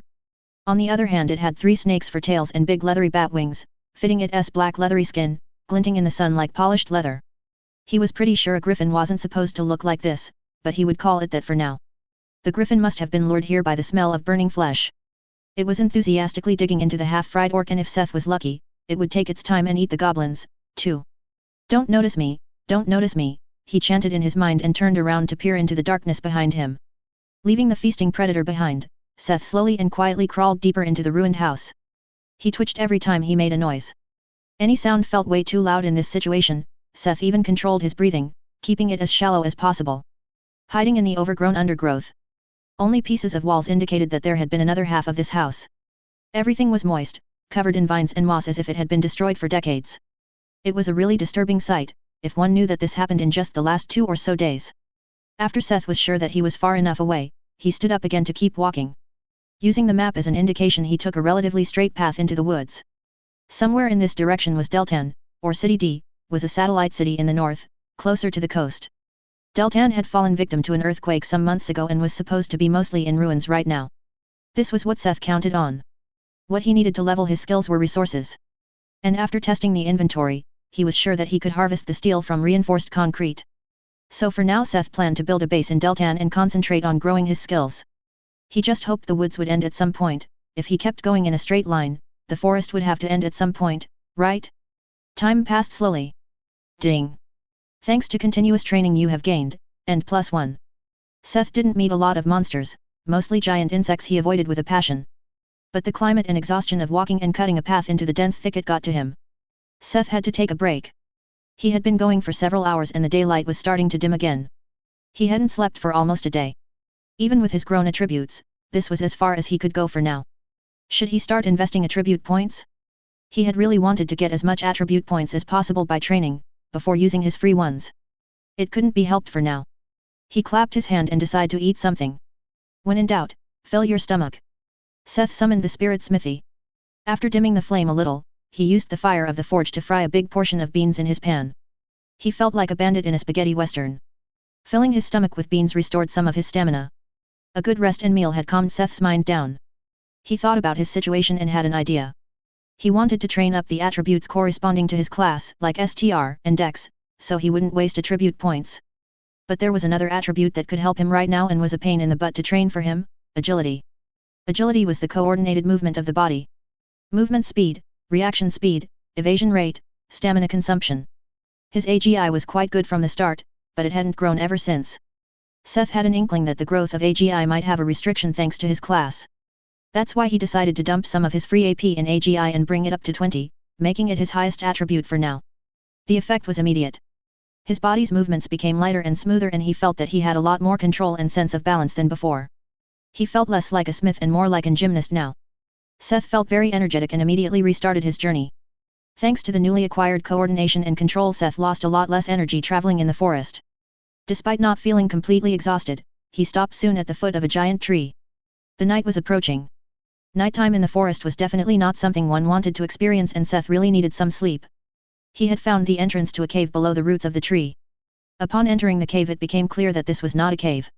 It had been the basement of a house, before the gigantic tree crushed it under its roots, only leaving this corner of the basement. This works, he mumbled tiredly, pulling out several blankets. Seth had gotten rid of what little camping equipment he had long before the apocalypse, so he could only bring stuff he had at home. On the other hand, who needs a tent, or a sleeping bag, if he can have a summon spirit smithy, Seth said, summoning it in front of the entrance. A smithy would always be nice and warm. Rolled snugly into a few blankets, he nestled against the forge. Enjoying the heat of the soul fire, he easily fell asleep. His sleep was comfortable and dreamless. When he woke up it was so blissfully warm, that he felt, as if he was wrapped in the fire's caring embrace. Ding! Passive skill, Fire Affinity Leave 3 has become Leave 4. Seth had breakfast and continued his journey. Fortunately the undergrowth finally became lighter. Shrubs and small trees became sparse and were replaced by the thick trunks of gargantuan trees. The trees had diameters of at least 10 to 20 meters. Parts and pieces of ruins and streets made their appearance again, even though they looked centuries old, with how the trees had broken them apart. It was a quite fantastical scenery, reminding him of recent fantasy movies. The canopy of trees was so dense that almost no light was able to find its way to the ground. It was so dark that Seth could barely see anything, even darker than the twilight below the hanging tree. The ground under his feet was dry and covered in old leaves and sticks that often broke loud and unnervingly similar to bones below his feet.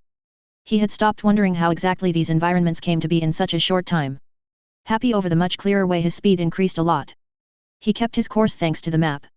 The biome title had changed and it was called the Dark Woods, very fitting.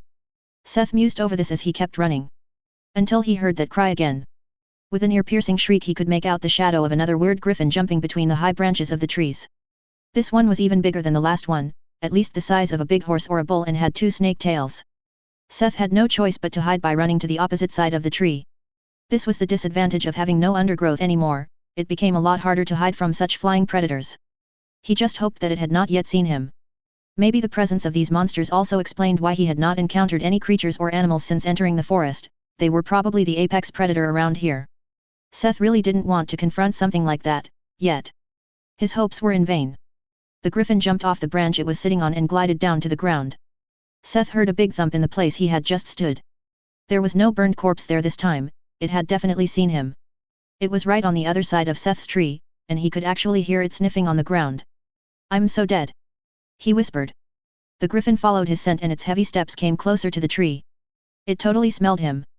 Which wasn't hard, he had been on the run for more than a day, even an old lady could smell him from a mile away. Ding!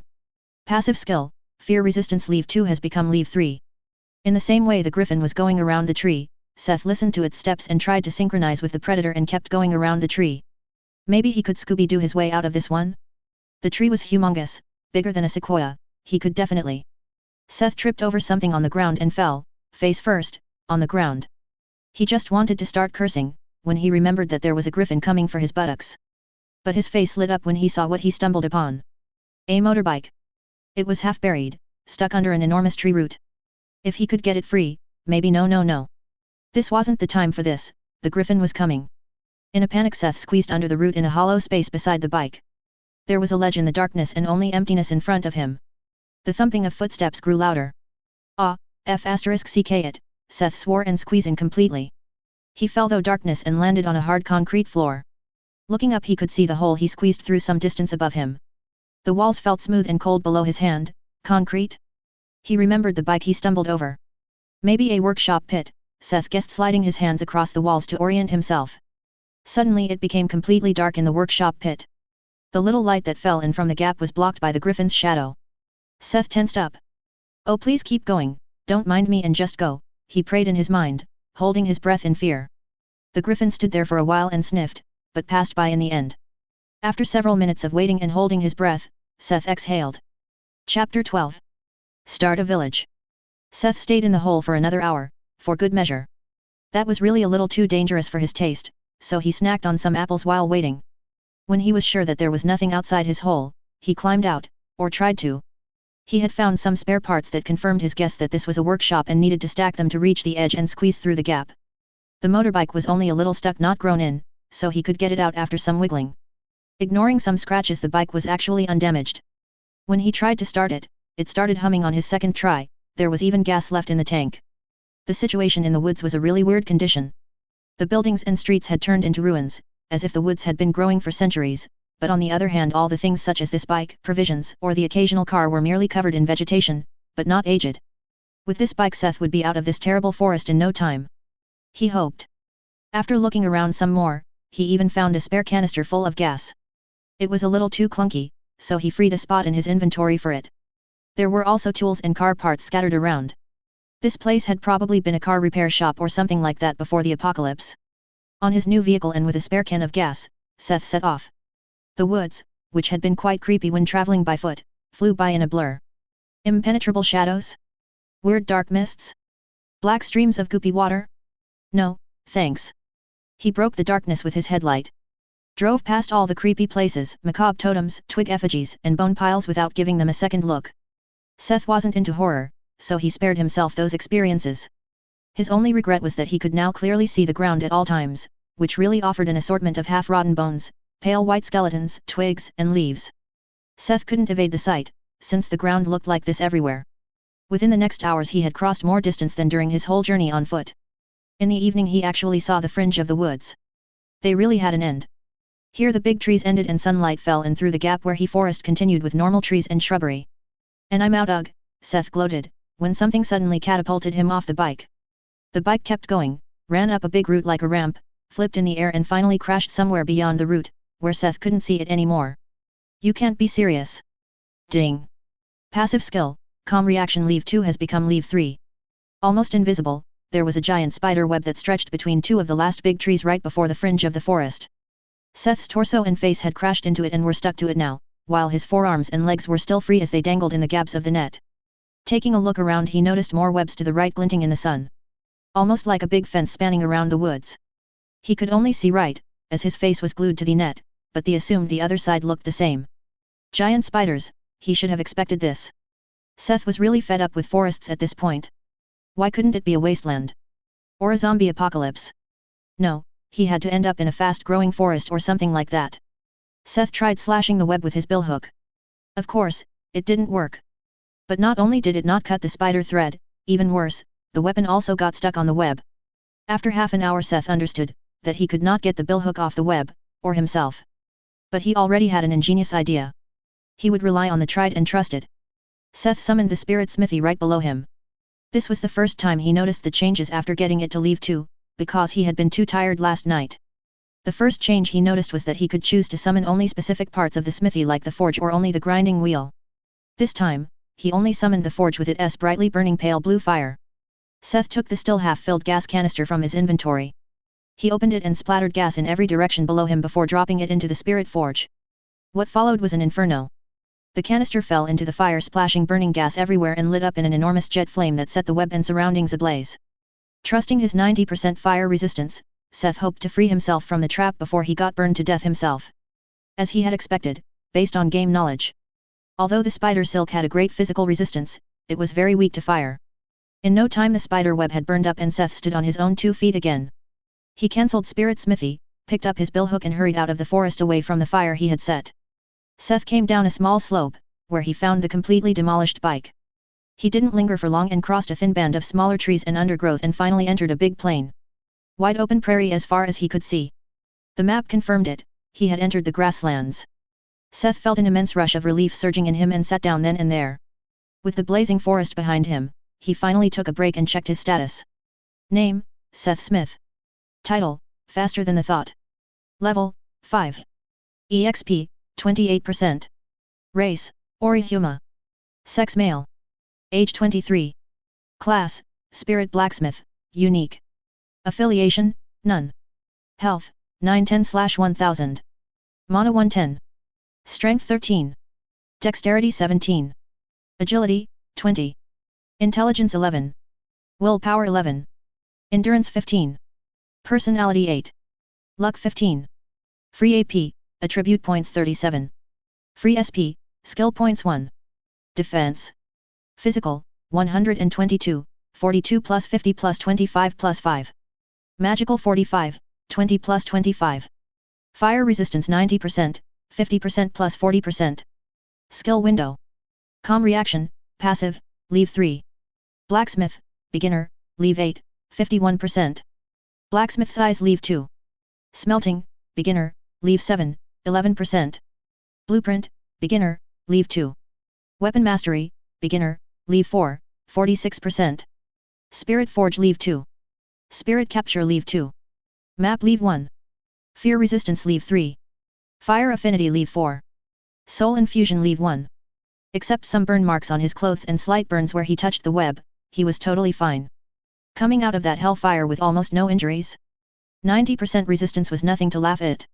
To his surprise, his willpower had increased a little.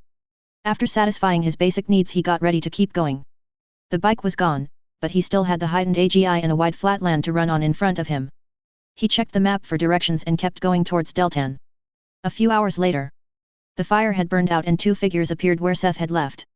This wasn't a normal fire, one of them stated.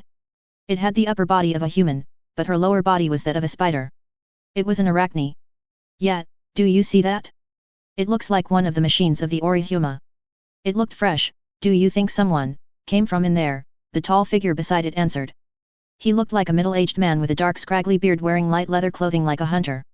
The arachne spoke flustered. From in there? That's the dark woods we are talking about. And further in is that creepy hanging tree. What could possibly come out of there, other than those corrupted beasts? Yeah, but tell me, who in their right mind would burn down the perimeter fence to get in there? HNG. You are right, I guess. You should go back to the village to report.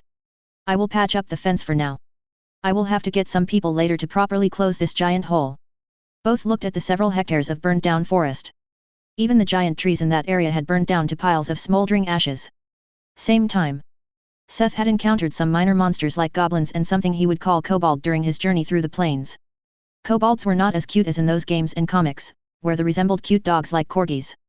These were more like a really ugly mix of dogs and rats with barely any patchy fur. They would occasionally appear in groups of 3 to 5, as a patrol or sitting around a little campfire. They were only around leave 1 or 2, so they didn't pose a danger. He could easily dispatch them with his AGI and the billhook, even in an open battle. After traveling like this for some time Seth saw something on the horizon.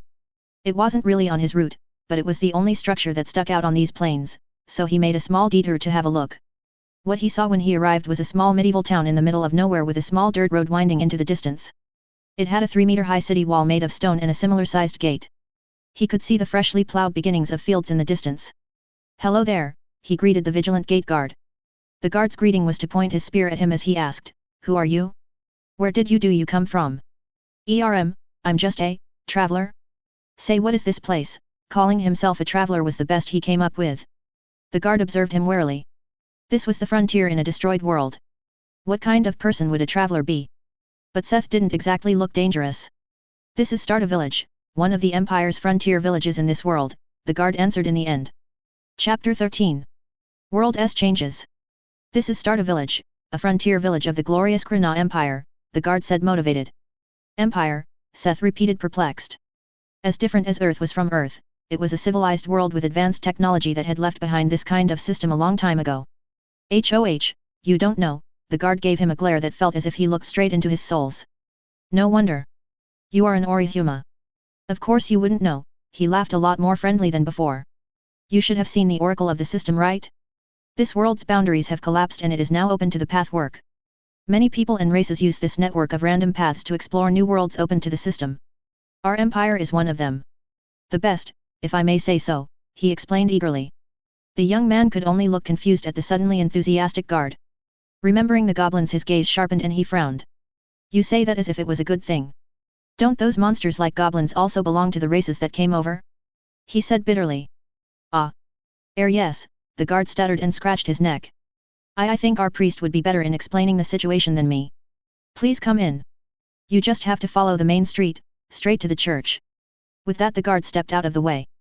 He still seemed a little embarrassed and tried to stand straight with a serious face, which made it look quite awkward. Seth ignored the guard's misery and entered the town. Within the boundary of the city wall the streets were covered in cobblestone. The houses looked more or less medieval and were neatly built along the wide streets.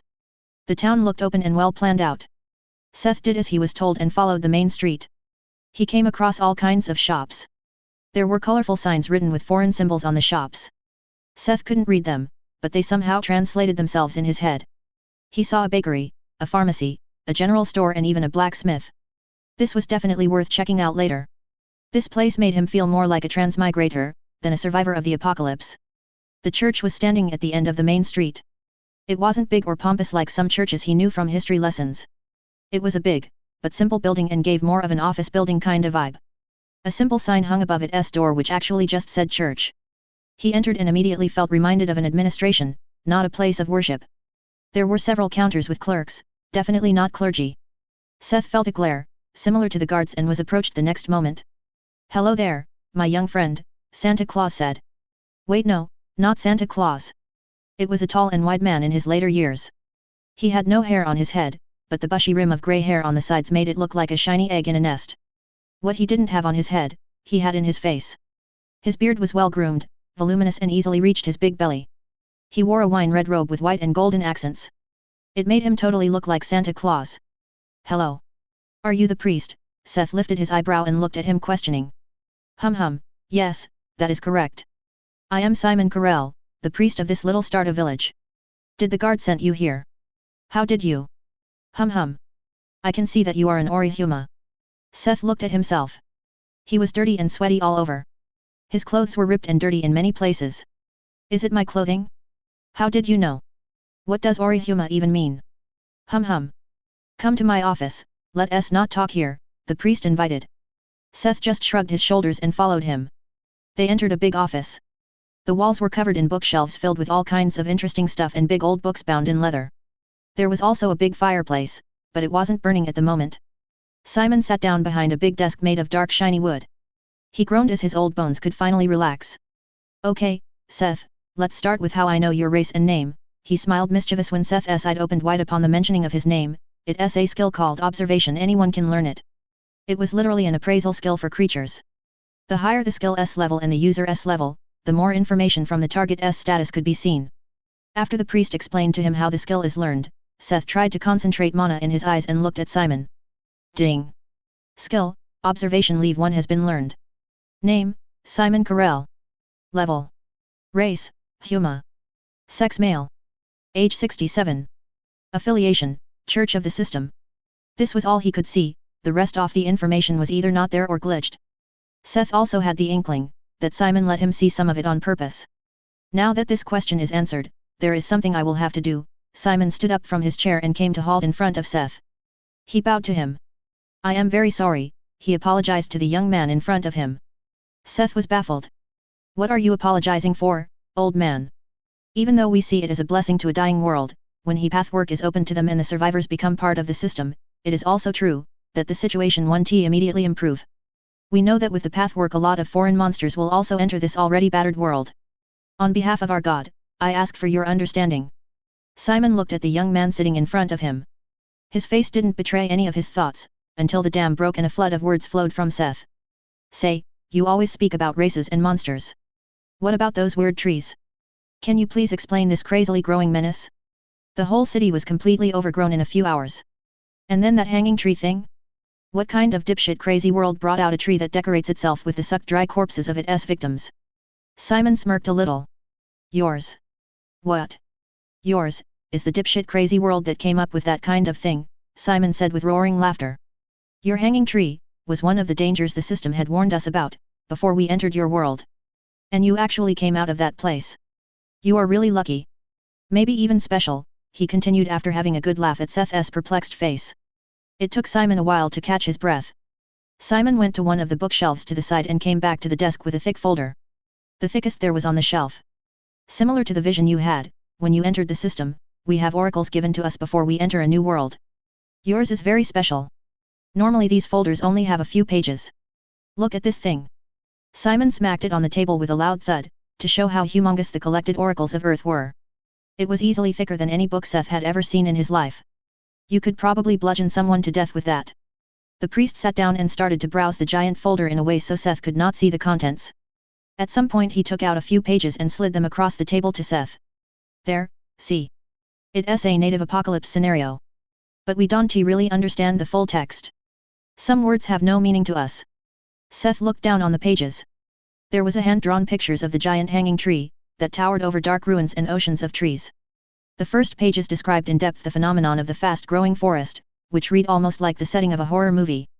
It started with an attempt to stop the climate change.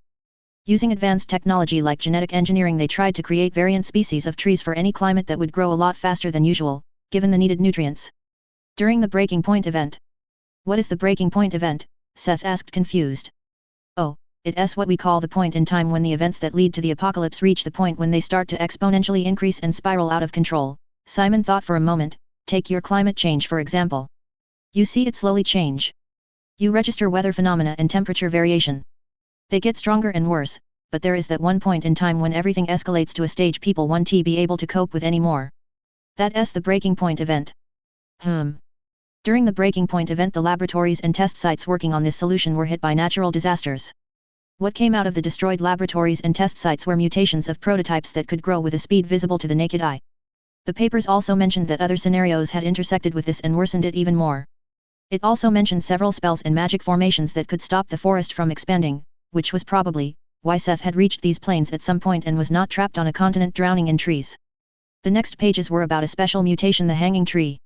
It described its characteristics like the position in the center of a vast biome of fast-growing forests. That it matures within a matter of days. The eternal twilight below its crown and that the area will be filled with selenum, once the previous vegetation died off from the lack of sunshine. Of course it also described the vines Seth had come across and how exactly it hunted and digested its victim, that dared to enter below its canopy. The reports were too detailed to be just made up. After reading these few pages Seth understood, that these trees were quite supernatural, but they did not come from another world. His eyes fell on the thick folder. These were just a few pages of this tome that described the changes of his world. Chapter 14. The Choices. Can I have a look at this? Seth reached out for the folder, but it suddenly vanished from the table. As did the pages in his hands. The priest gave him an apologetic smile. Once again, I am sorry, but this won't happen. Simon looked to the bookshelf, where the folder had reappeared. Seth looked at him questioning, but didn't say anything.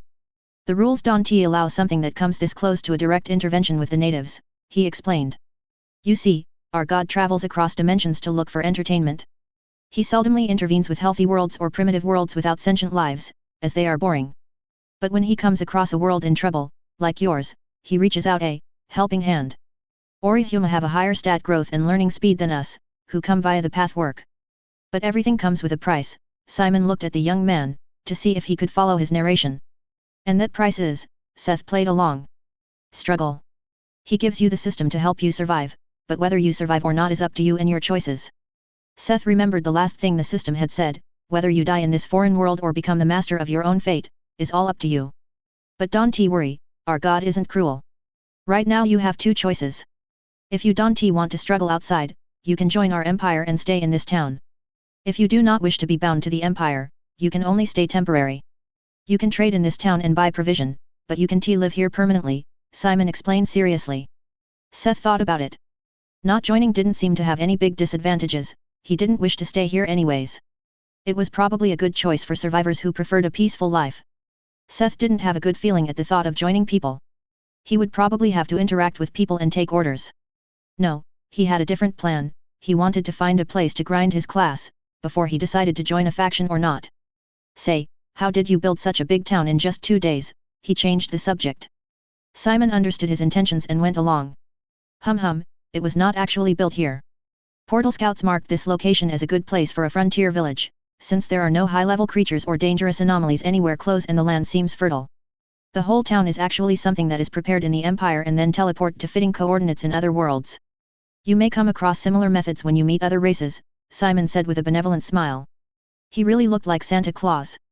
Seth and Simon talked for a while longer about the town and the Empire until Seth stated his interest in exploring the town and excused himself. Seth left the church with a better understanding of the new world setting.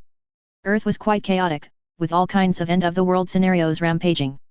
And on top of that, extra-dimensional powers were setting up camp to claim land and resources in this ownerless world.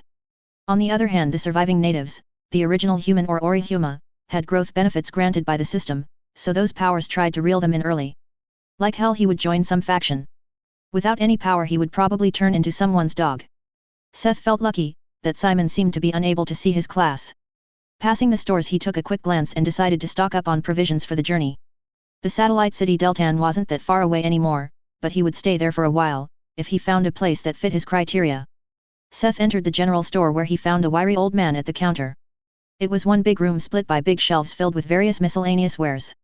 "What can I do for you, lad?" the old man interrupted his thoughts. "Hello, I was looking for rations and stuff for traveling. Do you have something like that?" The old man squinted at him and he felt the glare again. He had used observation on him. "Hat. And what are you gonna pay with? You are an Orihuma, do you have anything of value you could trade for it?" Seth had already thought of something and put some of his metal ingots on the counter. After the old man appraised them he vanished into the room in the back. Seth heard him rummaging around in there, before he came back with a big bag of jerky and loaves of bread. "That's what I can give you for those iron ingots. Take it or leave it," the old man said as matter of fact. Seth shrugged his shoulders and accepted the deal. He packed up the stuff and left. The ingots actually seemed to be worth more than he thought. And there would be more of them once he reached his destination. The stuff he got should be enough food for maybe 2 weeks. He came across the blacksmith store again and hesitated. Looking around the street slowly filling with people. It was getting late and people were done with work. Seth was becoming jumpy. It had been a long time since he was among people and he had developed an aversion to groups of people. Despite this he decided to give the shop a look. He entered a large showroom. There were a great variation of weapons mounted to the walls and some armors sat on their stands gathering dust. Using his blacksmith's eyes he could check everything on display, but he found nothing special among the items here. The best weapons he found were only slightly better than his billhook. Was this really a blacksmith's shop? How could it be that a bloody beginner like him made stuff comparable to a professional? "HOH, I see you have eyes of a craftsman," a voice hollered from behind the counter. "A dwarf." Not.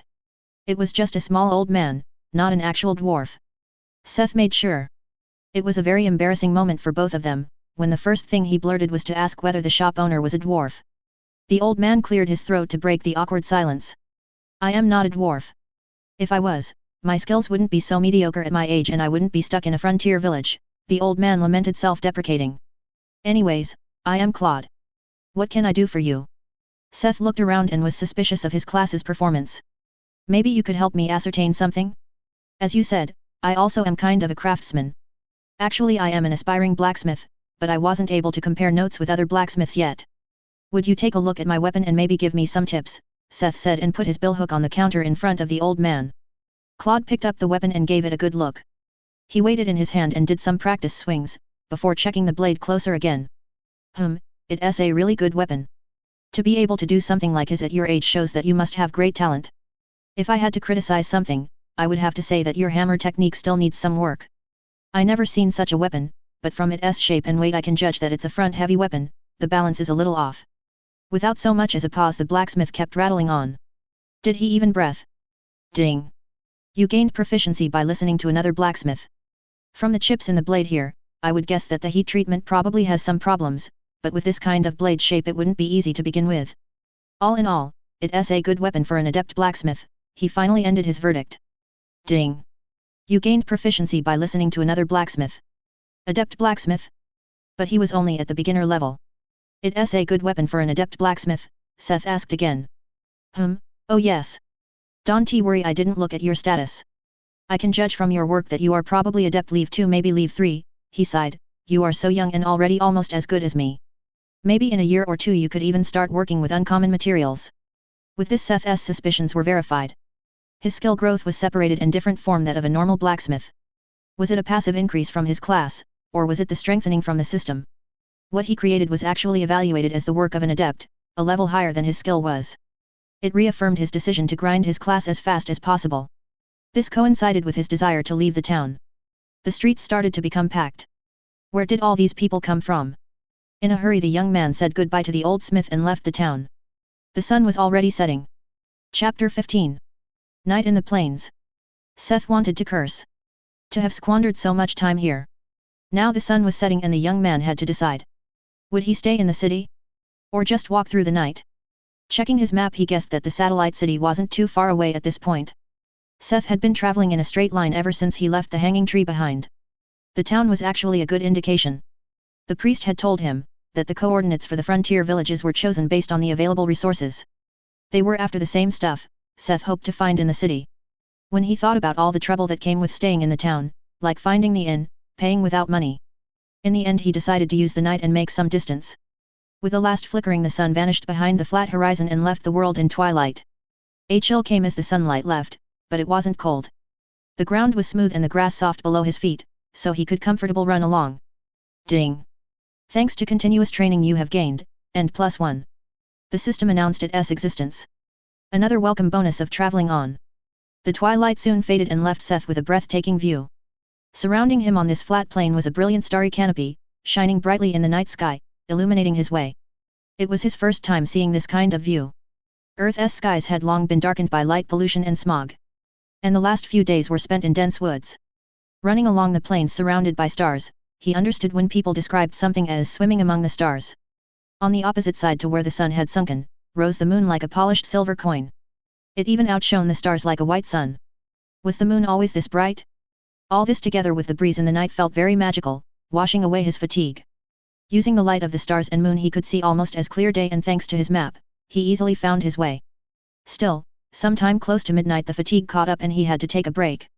He wanted to check his smartphone for the time, but it wouldn't turn on. Maybe it was damaged during the explosion? With a shrug he put it back in his backpack. Even if it was broken, he did not feel like letting go of it. Summon Spirit Smithy. The best remedy for fatigue was still food, that was what he had learned in this short time with the system. So he heated up one of his remaining canned soups and ate it with a piece of bread from the bag he bought. Afterwards he dismissed the Spirit Smithy and sat down in the grass. Seth enjoyed the feeling of his filled belly and the view of the starry skies, when all around faint glimmers started to light up in the air like fireflies. Fireflies? Remembering his new skill, he concentrated mana into his eyes. Name, none. Level, 4. Race, fairy. Affiliation, fairfolk. Seth's eyes widened astonished. With the skill he could actually see the details of the small fairies. They were actually shiny little humanoids all around Leave 4. With about 5 centimeters height they were smaller than Seth would have imagined, but the wings of butterflies or dragonflies on their backs were just like in fantasy. The fairies were dancing and laughing across the night sky and even enhanced this incredible sight. As terrifying as the world had become overall, one had to admit that it also became very magical and interesting. When they noticed the young human sitting on the ground and watching them with a dreamy smile, the fairies became curious. They came closer and started dancing around him. The little pranksters touched him and flew away laughing as if playing a game of dare. They noticed that Seth only laughed and played along, but didn't act hostile, so their confidence grew and the fairies even landed on him and started nosily touching his damaged clothing. It still had durability and defense, so Seth had not bothered changing to something nicer. While Seth worried about his ragged appearance, the fairies wonder about the fine fabrics his rags were made of. On the other hand, the little guys also made some offensive gestures pointing out his smell. Finally they could not hold back anymore. Hey, human! What are you doing out here in the middle of the night, said one. Yet. Don't you know it's dangerous out at night? Seth looked at them startled. He had not come across any dangers yet. What dangers are you talking about? All I saw were goblins and such.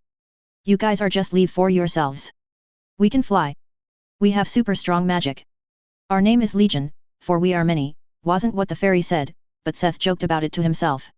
Others interjected to count up the dangers that could lurk in the dark. There are vampire bats at night, one said. Have you never heard of evil ghosts? We defeated one just yesterday, another said with a smug smile and pushed out its meager chest. Evil ghosts? As if things were not bad enough already, Seth thought, but he said. Evil ghosts? I have never seen one in the last few days. Ha! Of course you didn't, the little one said. Of course you didn't. Of course you didn't, the others chortled. It's because we get rid of them, they proudly stated. So contrary to what you said, there is no actual danger since you got rid of it. Yes. It mumbled perplexed and rubbed its head embarrassed. Seth grinned at the suddenly speechless little creature. He talked a while longer with the fairies until he felt recovered enough to continue on his journey. Oh yeah, he turned around, now that I think of it. Do you guys maybe know about the city north of here? Is there anything I have to know? He asked them. North. North. North, they went in a chaotic choir. Ah yes, I know. Aren't there abandoned ruins in that direction, one of them roughly gestured north. Some of them shuddered and others rushed over to make it shut up.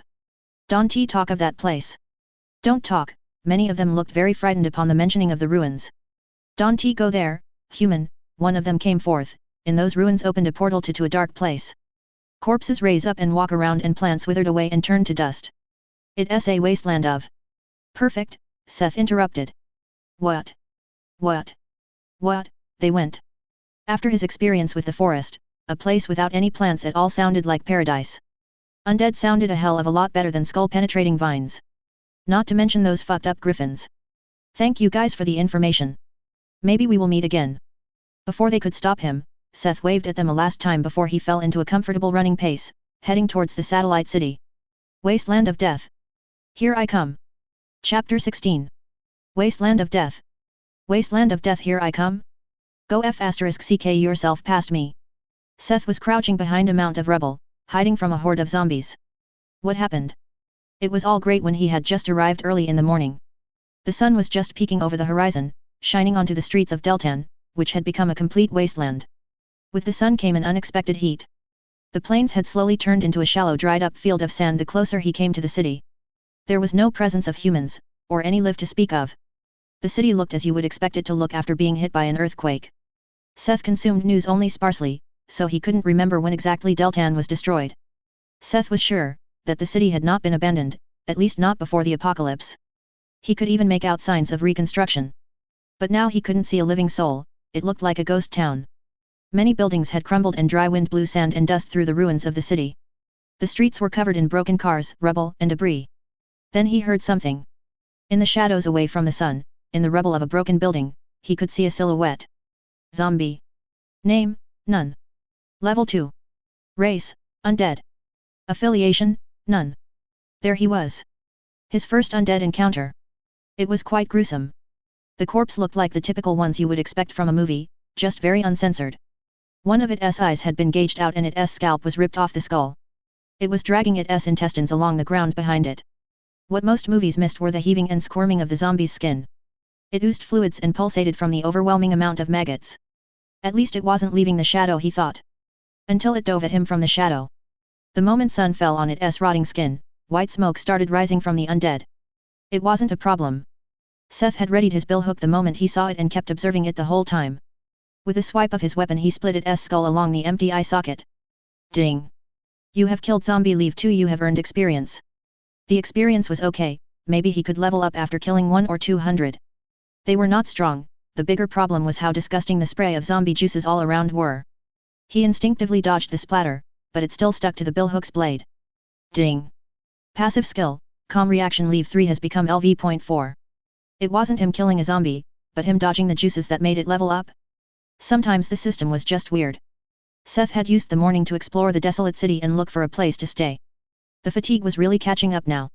While searching a good base camp he could finally test the whole reason he had come here to begin with. All over the place were broken ruins made of reinforced concrete. The rebars were poking out from the ruins and rubble, like the bones of an open fracture.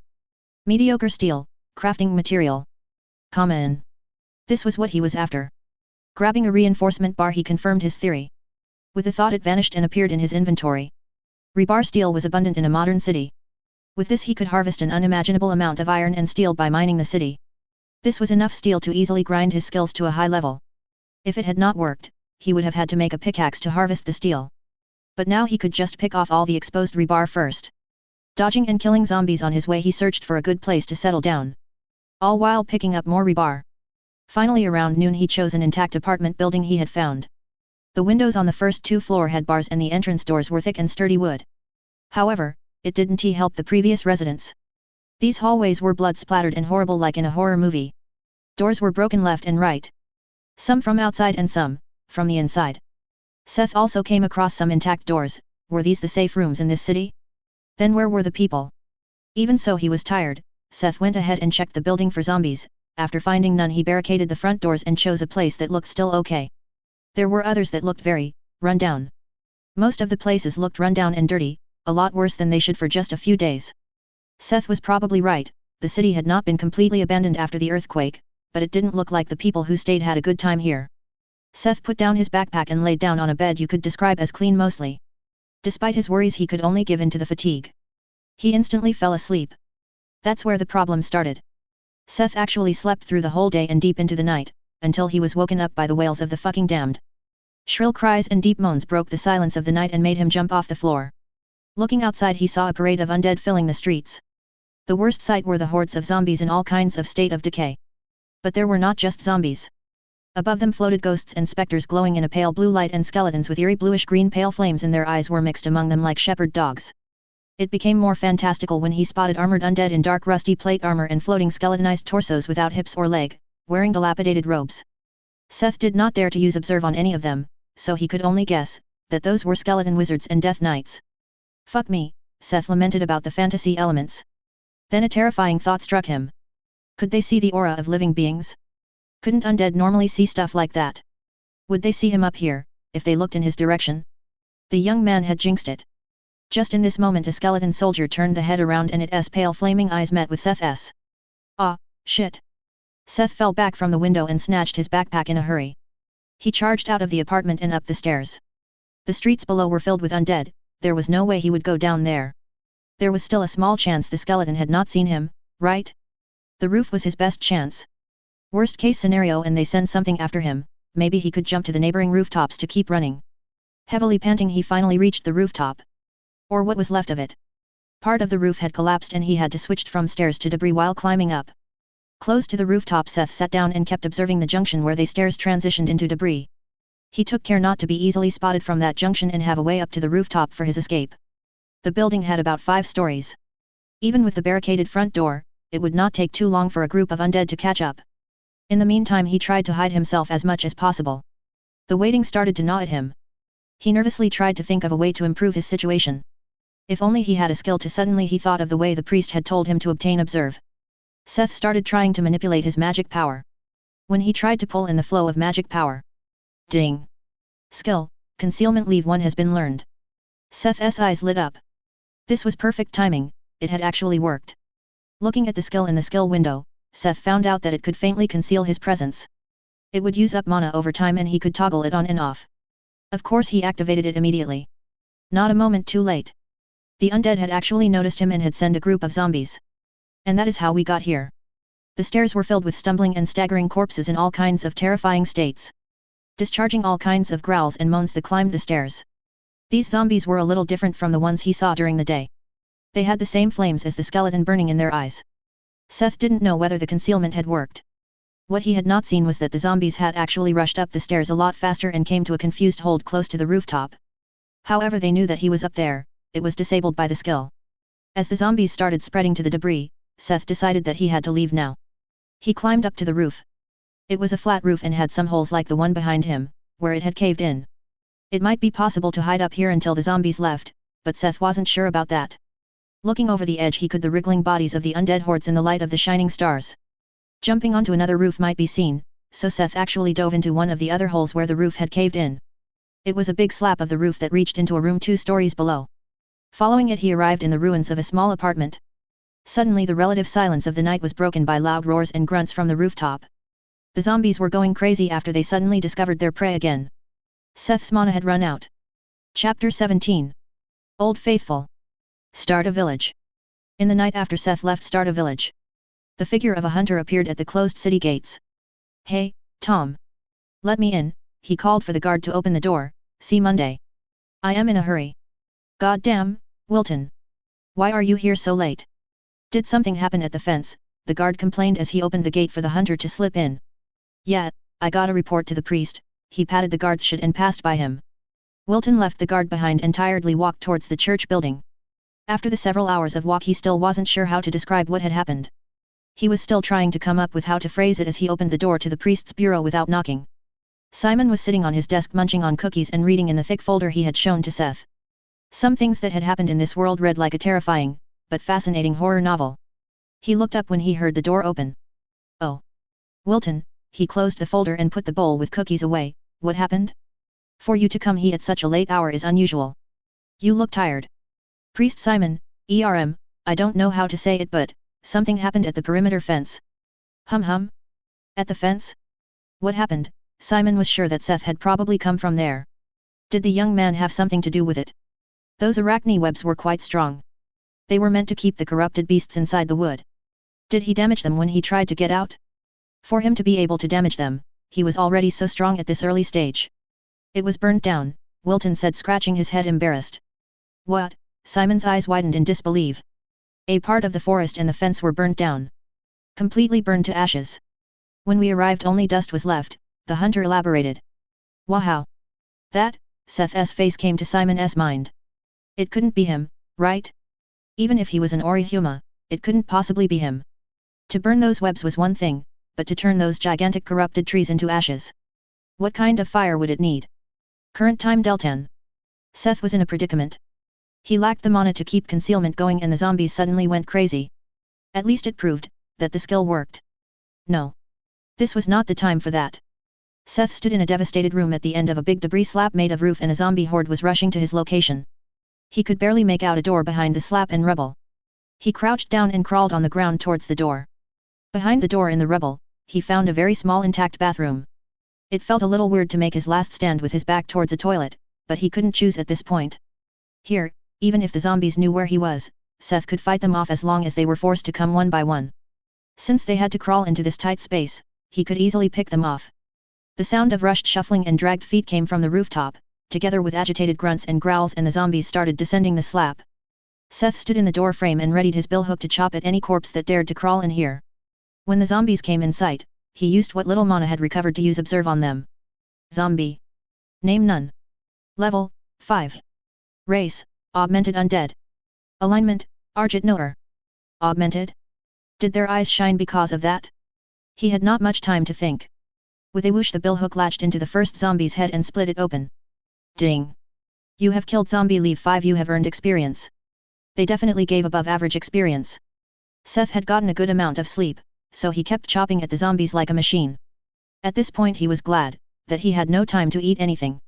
What he saw and smelled would have been even worse with a filled stomach. Luckily the zombies weren't the brightest and kept rushing at the small gap, clogging it up and hindering each other. They kept pulling their dead back out. At first Seth thought they had realized that those clogged up the gap even more. But they were not that bright. Maybe those trying to force their way in pulled out the lifeless ones on accident. But soon Seth got a glimpse outside. They actually started devouring their dead. Soon Seth couldn't care too much about it and kept swinging his weapon. Sometimes he heard notifications, but he could not spare any attention at this time. The zombies came in without end, the young man could see no end to the sea of enemies. At some point, hours later, he stood ankle deep in rotten blood and didn't feel that he could keep going. His body kept slaying zombies nevertheless. Seth started losing hope. Although there were less and less augmented zombies. When he checked, most of the zombies who sieged him by now were ordinary ones. Whether they were sent or lured by the stench of blood, he didn't know. Seth couldn't go on like this. His arm was numb and his body ached. While he desperately tried to come up with a plan, his body subconsciously kept chopping. He could only thank his growing skills. Even as tired as he was, the precision of his swing became a lot better and effective. However, his only fortune was that no intelligent undead had turned up to stop this meat grinder. In the end there was only one idea he had. It was the masterstroke of his tactics. It was a crazy idea that had taken over his tired mind. A weak smile sneaked on his face as he checked his mana. It had recovered quite a bit in the last hours. You forced my hand. Really? Don't blame me for this, he said with a maniacal laugh. Seth summoned the spirit furnace in the gap before him. He ramped up the power until the flames spewed from its top and kicked the furnace over. The blazing flames shot into the small gap filled with blood, body parts, and debris and devoured anything in their way. The fire easily spread among corpses and zombies filling the gap and those waiting outside. They burned like tinder under the pale blue fire. It was the first time something different from grunts reached Seth's ears. Guttural screeches and scream filled the night as the undead acted as if in pain. Whining and tumbling around, hitting others in their desperate throes to put out the fire. The flames jumped from undead to undead and onto the surroundings. In a matter of moments, the fire spread all over the building. Ding! You have killed zombie leave 3. You have earned experience. Ding! You have killed zombie leave 2. You have earned experience. Ding! You have killed zombie leave 3. You have earned experience. Like before in City B, a whole slew of kill messages dinged away in his head, almost giving him a headache. It kept going for a while before it slowed down.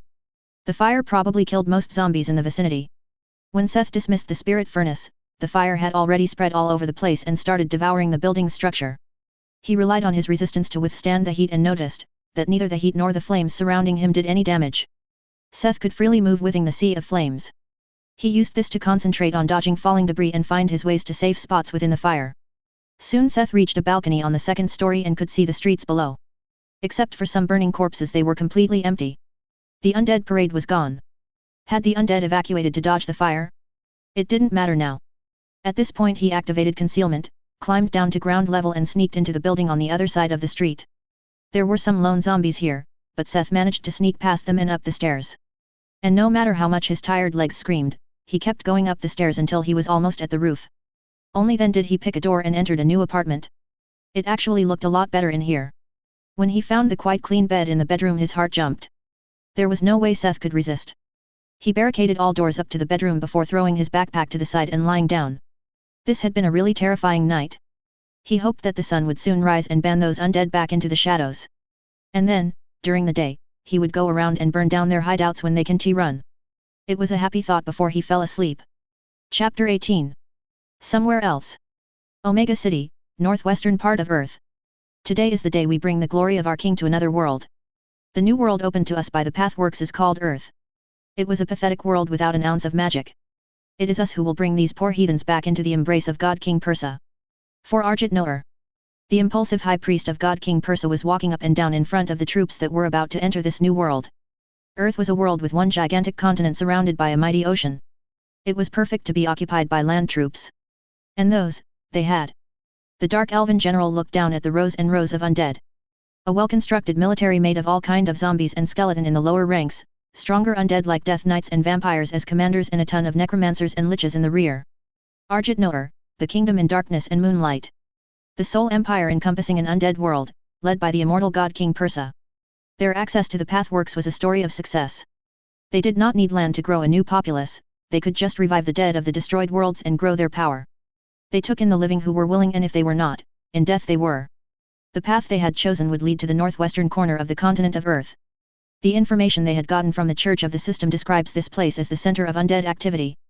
This was why the biggest delegation of more than 100,000 undead had been sent here. Everyone here had already been dead, before the Pathworks were even opened. It was perfect to grow their troops before continuing to pacify this land from the northwest, before meeting up with the smaller groups across the continent. Even better, as the center of undead there would be a lot of wild undead. The information had talked about the zombies being the result of a parasitic virus, whatever that even meant. Undead were undead. This meant necromancers would not have to spend mana on raising them, just taming them. When the priest was finally done with his fanatical speech, the troops were allowed to enter the Pathworks. The entrance was a gigantic dark hole that was just existing in midair, like a gap in the fabric of space. Wind, sound, light and people. Anything vanished as if sinking into a pool of the darkest blackest ink one could find. It was not his first time leading his troops into another world, but you would never get used to the feeling of slowly being submerged into a liquid and then sucked in and flung around as if you entered a current. What came into view after leaving the portal on the other side was a wide plaza surrounded by high-rising buildings and streets that reminded him of canyons with the straight fronts of skyscrapers bordering them. Leaving the portal that was stretching across the plaza were orderly rows and rows of disciplined undead foot soldiers, all decked in the same dark rusty lightweight armors. In front of them, seated on skeleton horses, rode the other generals like him. They gave commands to get into formation and horns were blown as the troops gathered together on the plaza. They set up camp for the living and sentient members of the army. One might think that in an undead world, everyone is supposed to be an undead. But that's not how it was. There were many living among the commanders and necromancers, like him. It was unavoidable. You can't have an empire, when almost all your subject are brainless drooling sacks of rotting meat. After camp was set up, they sent out teams of soldiers and necromancers to collect the wild undead in this megacity and bolster their troops. It was night right now, and they would be back at sunrise so the undead would not be damaged by the sunlight. But nobody came back at sunrise. The remaining necromancers and liches created a canopy of darkness above the camp to shield the army from the sun. The generals and commander met and decided to wait a little longer. Several hours passed, but there were no signs of the missing teams. This was not supposed to happen. There should have been nothing that could endanger them in this town. So, what happened? After waiting this long without any clues, the generals and the commander had a meeting and decided to send scout teams consisting of dark elves, since the undead were not fit to move during the day. The generals waited again. The sun was setting again. But nobody returned, again. When sun had set, the generals had decided. Sending small numbers and teams was obviously not working, so they split up the army. Each one took about half of their men and would scout in a different direction, while the other half would stay with the army commander in the plaza. The Dark Elven general led an army of about 8,000 men, of which more than 1,500 were Dark Elves while the rest were a mix of different undead. They slowly wandered into the dark and foreboding street canyons. Few cars filled the otherwise empty streets and the black empty windows were staring at the silently moving army. He could feel the gaze of these windows, something was there. It did not take long. As he was watching, he saw pale figures scramble out of those empty windows and crawl down the walls like four-legged spiders. Deformed humanoid figures with eyes and lumps of meat growing on all kinds of places and limbs moving in unnatural angles and some with a few too many limbs and extremities growing from unusual places. Others had eyeless faces or lacked a nose, but sported split jaws filled rows and rows of terrifying teeth. The general shuddered at the sight of such atrocities. He had seen the creations of some crazy necromancers, but this and these numbers were too much for him. It was just incomprehensible. Just what was wrong with this world? But the worst was yet to come. From the entrances to the sides came similar, but less distorted creatures wearing shreds and pieces of dark robes and armor. This was what was left of their teams and scouts. Before he could even comprehend what was going on, the pale creatures attacked. With incredible power they jumped off the walls on either side of the street and crashed into the undead army. This was a bona fide ambush. The Dark Elf watched as the creatures easily dispatch his troops. They did not just rip and tear the skeletons like paper cutouts, they even hunted his soldiers. They easily entered their ranks, killed a few and would snatch a living, a Dark Elf or a necromancer, or even a zombie. Tongues like tentacles would strangle the living and long armor-piercing claws snatched the dead. Then they would return to the buildings with a mighty jump carrying their prey. Even though his soldiers fought back valiantly, their weapons could barely hurt these monsters. And they were just too fast for the necromancers to use their magic against them. Only few creatures fell to the undead troops. The Dark Elves were better off. They could keep up with the monsters and take a few with them before they finally fell. It did not improve their situation. The blood of the beasts was viscous and dulled their blades, sickening odors broke from their dead bodies when they finally stopped moving. To make it all worse, they were vastly outnumbered. Before the general could react and call for a retreat, they had already been surrounded by an overwhelming sea of creatures. There was no way out. He could dispatch them in a fair fight, but their overwhelming numbers pressured him. He could only fight for his life and watch his men be wiped out one by one. Whatever these creatures were, they were not zombies as they knew them. Shouting and hacking, he finally managed to gather his last troops to break out of the encirclement. Rushing back to the main army was their only chance now. Their last hope was crushed. When the small group of survivors finally reached the plaza, after many losses and sacrifices, everything was already gone. The troops that had stayed behind had been annihilated. All they ran into was an army of monsters feasting on the remains of their comrades. Not only that, some of these creatures were even entering the pathworks. It was then that the creatures behind them caught up and the Dark Elven general realized the true danger. Among the beasts chasing them, new ones had appeared. It was a tattoo that revealed the terrifying fact. One of the creature had a tribal tattoo he knew from one of his ghoul soldiers.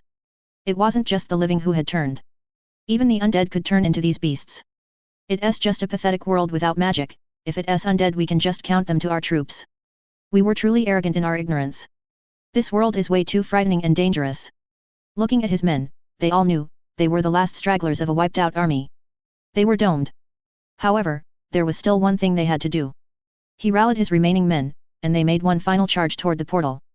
They had to close the gate and hinder these creatures from entering their world. Chapter 19. Safety. It was afternoon when Seth finally opened his eyes. He had slept like a log and had been completely exhausted. What actually woke him up was his stomach rumbling. So much happened, he could not remember the last time he had rationed his food. Good thing he had saved his backpack. It was a little burned on the outside, but inside was most of the food he had bought in Starta. Seth gorged on the jerky and bread until he was full. This is a lot better, he sighed and stood up. He rearranged his inventory to place all the food he had in there. He had learned his lesson and didn't want to risk losing it. Judging from the lack of search parties, the undead probably thought he had died in the fire.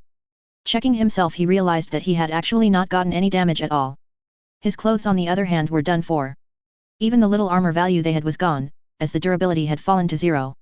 They were so burned and ripped, he could only throw them away now. Status. Name, Seth Smith. Title, Faster Than the Thought. Level, 8. EXP, 27%. Race, Orihuma. Sex, male. Age 23. Class, Spirit Blacksmith, unique. Affiliation, none. Health, 1000/1000. Mana 120. Strength 15. Dexterity 17. Agility, 20. Intelligence 12. Willpower 14. Endurance 18. Personality 8. Luck 15. Free AP, Attribute points 50. Free SP, Skill points 4. Defense. Physical, 104, 54 plus 50, ENDX 3. Magical 53, 28 plus 25, WILX 2. Fire resistance 100%, 50% plus 50%. Skill window. Calm reaction, passive, leave 5. Blacksmith, beginner, leave 8, 51%. Blacksmith size leave 2. Smelting, beginner, leave 7, 11%. Blueprint, beginner, leave 2. Weapon mastery, beginner, leave 8, 50%. Spirit smithy leave 2. Spirit capture leave 2. Map leave 1. Fear resistance leave 5. Fire affinity leave 5. Soul infusion leave 1. Observation leave 2. Concealment leave 2. He had leveled up. And so did many of his skills with weapon mastery leading the way. Also his fire affinity had leveled up. This explained why he took no damage in the fire. His resistance had actually grown to 100%. It was great that his skills were growing, but his blacksmith skills were falling behind. It was high time he got himself a hideout to grind his skills. With the resources in this city he was sure he could grind his skills to mastery. With this thought he made his way out of the highly barricaded room. But when he shoved a dresser out of his way it fell over and scattered its contents all over the floor. His eyes fell on a pile of jewelry that fell out of a small chest. He was able to pay with iron ingots and start a village, so would their empire also be interested in precious metals? Smelting gold would also level up his skill, so he didn't lose anything by trying, right? He put the jewelry in his dilapidated backpack and left the apartment. He saw the same zombies as the night before, when he sneaked down the stairs. They had not increased since then, so that undead must have gone somewhere else. He decided to dispatch these stragglers. Better be safe than sorry. The zombies were not very hard opponents, if you sneaked up on them. They were generic zombies, so Seth easily got rid of them with his billhook. Collecting some experience and proficiency on the go was nice. Fighting felt a lot more comfortable now. The city was empty during the day, and he could freely walk on the street, but he could feel the stares of the zombies from the shadows in the ruins and windows. But it felt like there were a lot less than the day before. He had no explanation, just a hunch. While he was looking around the city he could not withstand the seduction of the rebars sticking out like broken bones from the concrete ruins that made up a lot of the scenery. Seth only needed an hour to fill a full stack of 99 rebars in his inventory space. Now he also knew the maximum size of stacks. Seth followed the trail of destruction in reverse. The outskirts were still in rubble and barely reconstructed, but the closer Seth wandered to the city center the better and new the buildings looked. Reconstruction must have started here. But with the better environment came more gore. Most people in the city must have lived here. The streets were painted in dried blood and filled with broken glass from windows and doors. He could see signs of fighting. Broken pieces of weapons and armor were visible here and there, but Blacksmith's eyes told him that they had all been low-grade stuff. Oddly enough, he felt no stares anymore. There were no zombies far and wide, nor did he meet any other monsters. What happened? There was blood all over the place, but no monsters. Did they hide? Migrate maybe? It surely was his fortune that there were no zombies, but it was terribly suspicious. Was there something even more terrifying here? And where did that giant army of undead go? He checked the apartment buildings and skyscrapers to the sides of the roads, but except the gut-wrenching sets for zombie movies, he found nothing. Of course, he used the chance to loot food and also some jewelry. Seth had reached his destination, so he could take his time for the good side of apocalypse life. Freely robbing anything he needed or that caught his interest. When he reached the roof of an apartment building he was just done checking he sat down to count his spoils. Looking at the food he found assured him that he would not have to return to Sparta as often as he had expected. Settling down here somewhere in the center would not be a bad idea, if not for the weird disappearance of all those undead. He had a good view from this roof. Seth pulled out his father's binoculars to get an overview of the city. This was when he noticed a small cloud of unnatural black fog above the center plaza of Deltan. It was shrinking at a visible rate. Seth wanted to look at the plaza, but he couldn't see it as other buildings were in the way. Whatever weird thing was going on in the center was probably connected to the missing mobs. He could only look for a better vantage point to find out what was going on. He had to know, to decide whether he would stay here or look for a different neighborhood. Seth decided on a high-rise closer to the center. He climbed the 15 floors worth of stair with a sour expression. The elevator worked, but on the other hand he didn't want to get stuck in there with no one around. Ding! Thanks to continuous training you have gained, and +1. Foo *k, he cursed as he breathlessly flopped down after reaching the roof. He had actually gained endurance by walking stairs. He scrambled onto his feet and looked towards the center. Seth could see the black fog with his bare eyes, but it had almost vanished. Taking the binoculars from the inventory again, he looked at the center plaza. What he saw was a camp made of big dark tents filling the center plaza and a giant black membrane occupying a whole side of the plaza.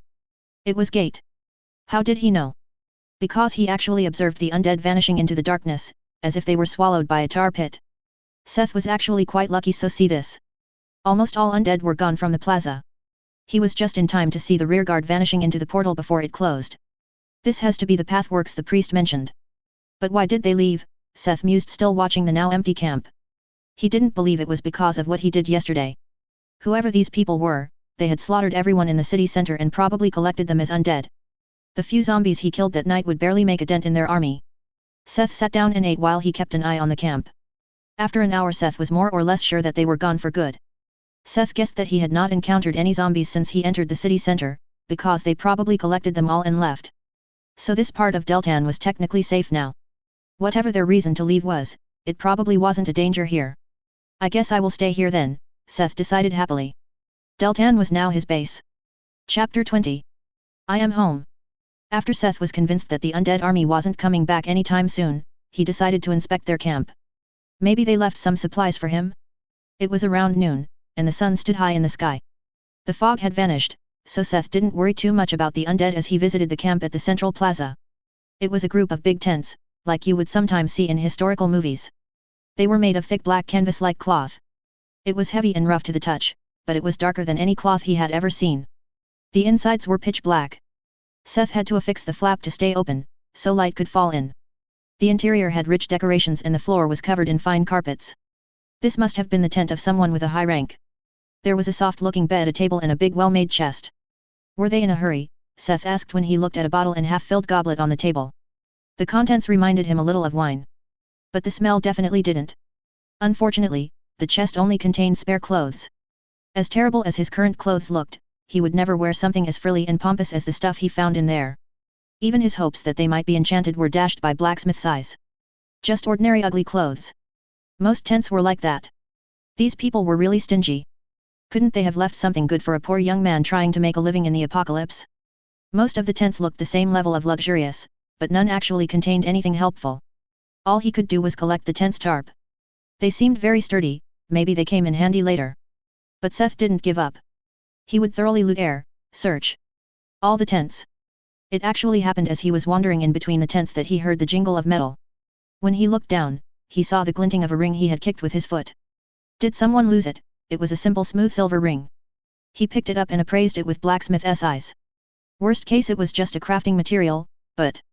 Magic ring. Uncommon. Durability, 12/20. 1 increases mana by 2%. 2 increases intelligence by 5. A mass-produced magical ring worn by low-ranking members Arjit Noor's army. It was actually an item with stats. Although the options looked unremarkable, beggars can't be choosers. Seth had nothing and now he had something. And having 50 points more mana lifted his mood tremendously. Seth's mood fell again, when the ring stayed the only useful thing he found in the camp. There were no food supplies he was willing to trust and not a glimpse of equipment. He could only sigh and move on. Time spent looting was time well spent, but he had to decide on a place where he could hole up and grind his skills. A base. Looking around, the buildings surrounding the central plaza were, no very good options. Ignoring the fact that the gate could open again at any time, the structures around here were very open public buildings or shopping malls. All of them sported a very fashionable shattered glass front door, most buildings were wearing it this year. Worst thing was, that they had all looked like they had already been ransacked. Seth had to go and look for something sturdy for his base. Something he could defend. In the evening he finally came to a neighborhood he liked. In the end he chose one of those apartment houses similar to the one he had hidden in last night, with sturdy wooden doors at the entrance and barred windows on the ground floors.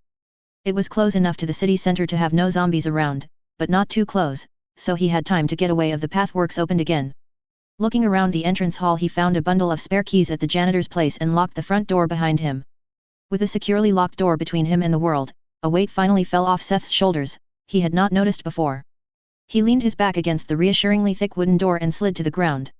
For some time, Seth just sat there on the ground and enjoyed the silence and chill from the floor tiles. This might have been the first time he actually relaxed since the apocalypse started. After a good while he stood up and inspected the door. Should I reinforce it? No. It should be enough for today, Seth decided. He went up the stairs to see which place would become his new home. Regrettably, most of the potential homes were drenched in blood and filled with the stench of death. Not really places he wanted to live in. They were still places he wanted to loot, so his luggage kept growing. He kept going up the stairs until he reached the rooftop. Then he went back down and inspected the first floor again. He had noticed something weird. After some looking around a little, he actually found a private elevator. Seth knew there was something wrong with the last staircase. There had been no doors for the floor right below the roof. This elevator probably led to a private suite. But he could trust the elevator. So, he used the maintenance ladder to climb up. This reminded him that ladders also really weren't his thing. Especially not with a big sack of foods he had to tow up with him. At the end of the ladder, he really found the elevator doors to a suite. The whole upper floor was one big clean apartment with high ceilings, wide hallways, and big rooms. It was just perf. Yarg, the previous owner asserted his claim over this living space. It was the zombie of an old man, who probably could not leave because, let's be honest. Regular zombies are too dumb to use an elevator, even if it works. Seth ended his preposterous claims with a quick swipe of the billhook. Some corpse pulling and a kick later he had delivered the man, who returned to the afterlife, out of a window and onto the street with a splat. The whole upper floor was one big clean apartment with high ceilings, wide hallways, and big rooms. No previous owners. Yes, this place was just perfect.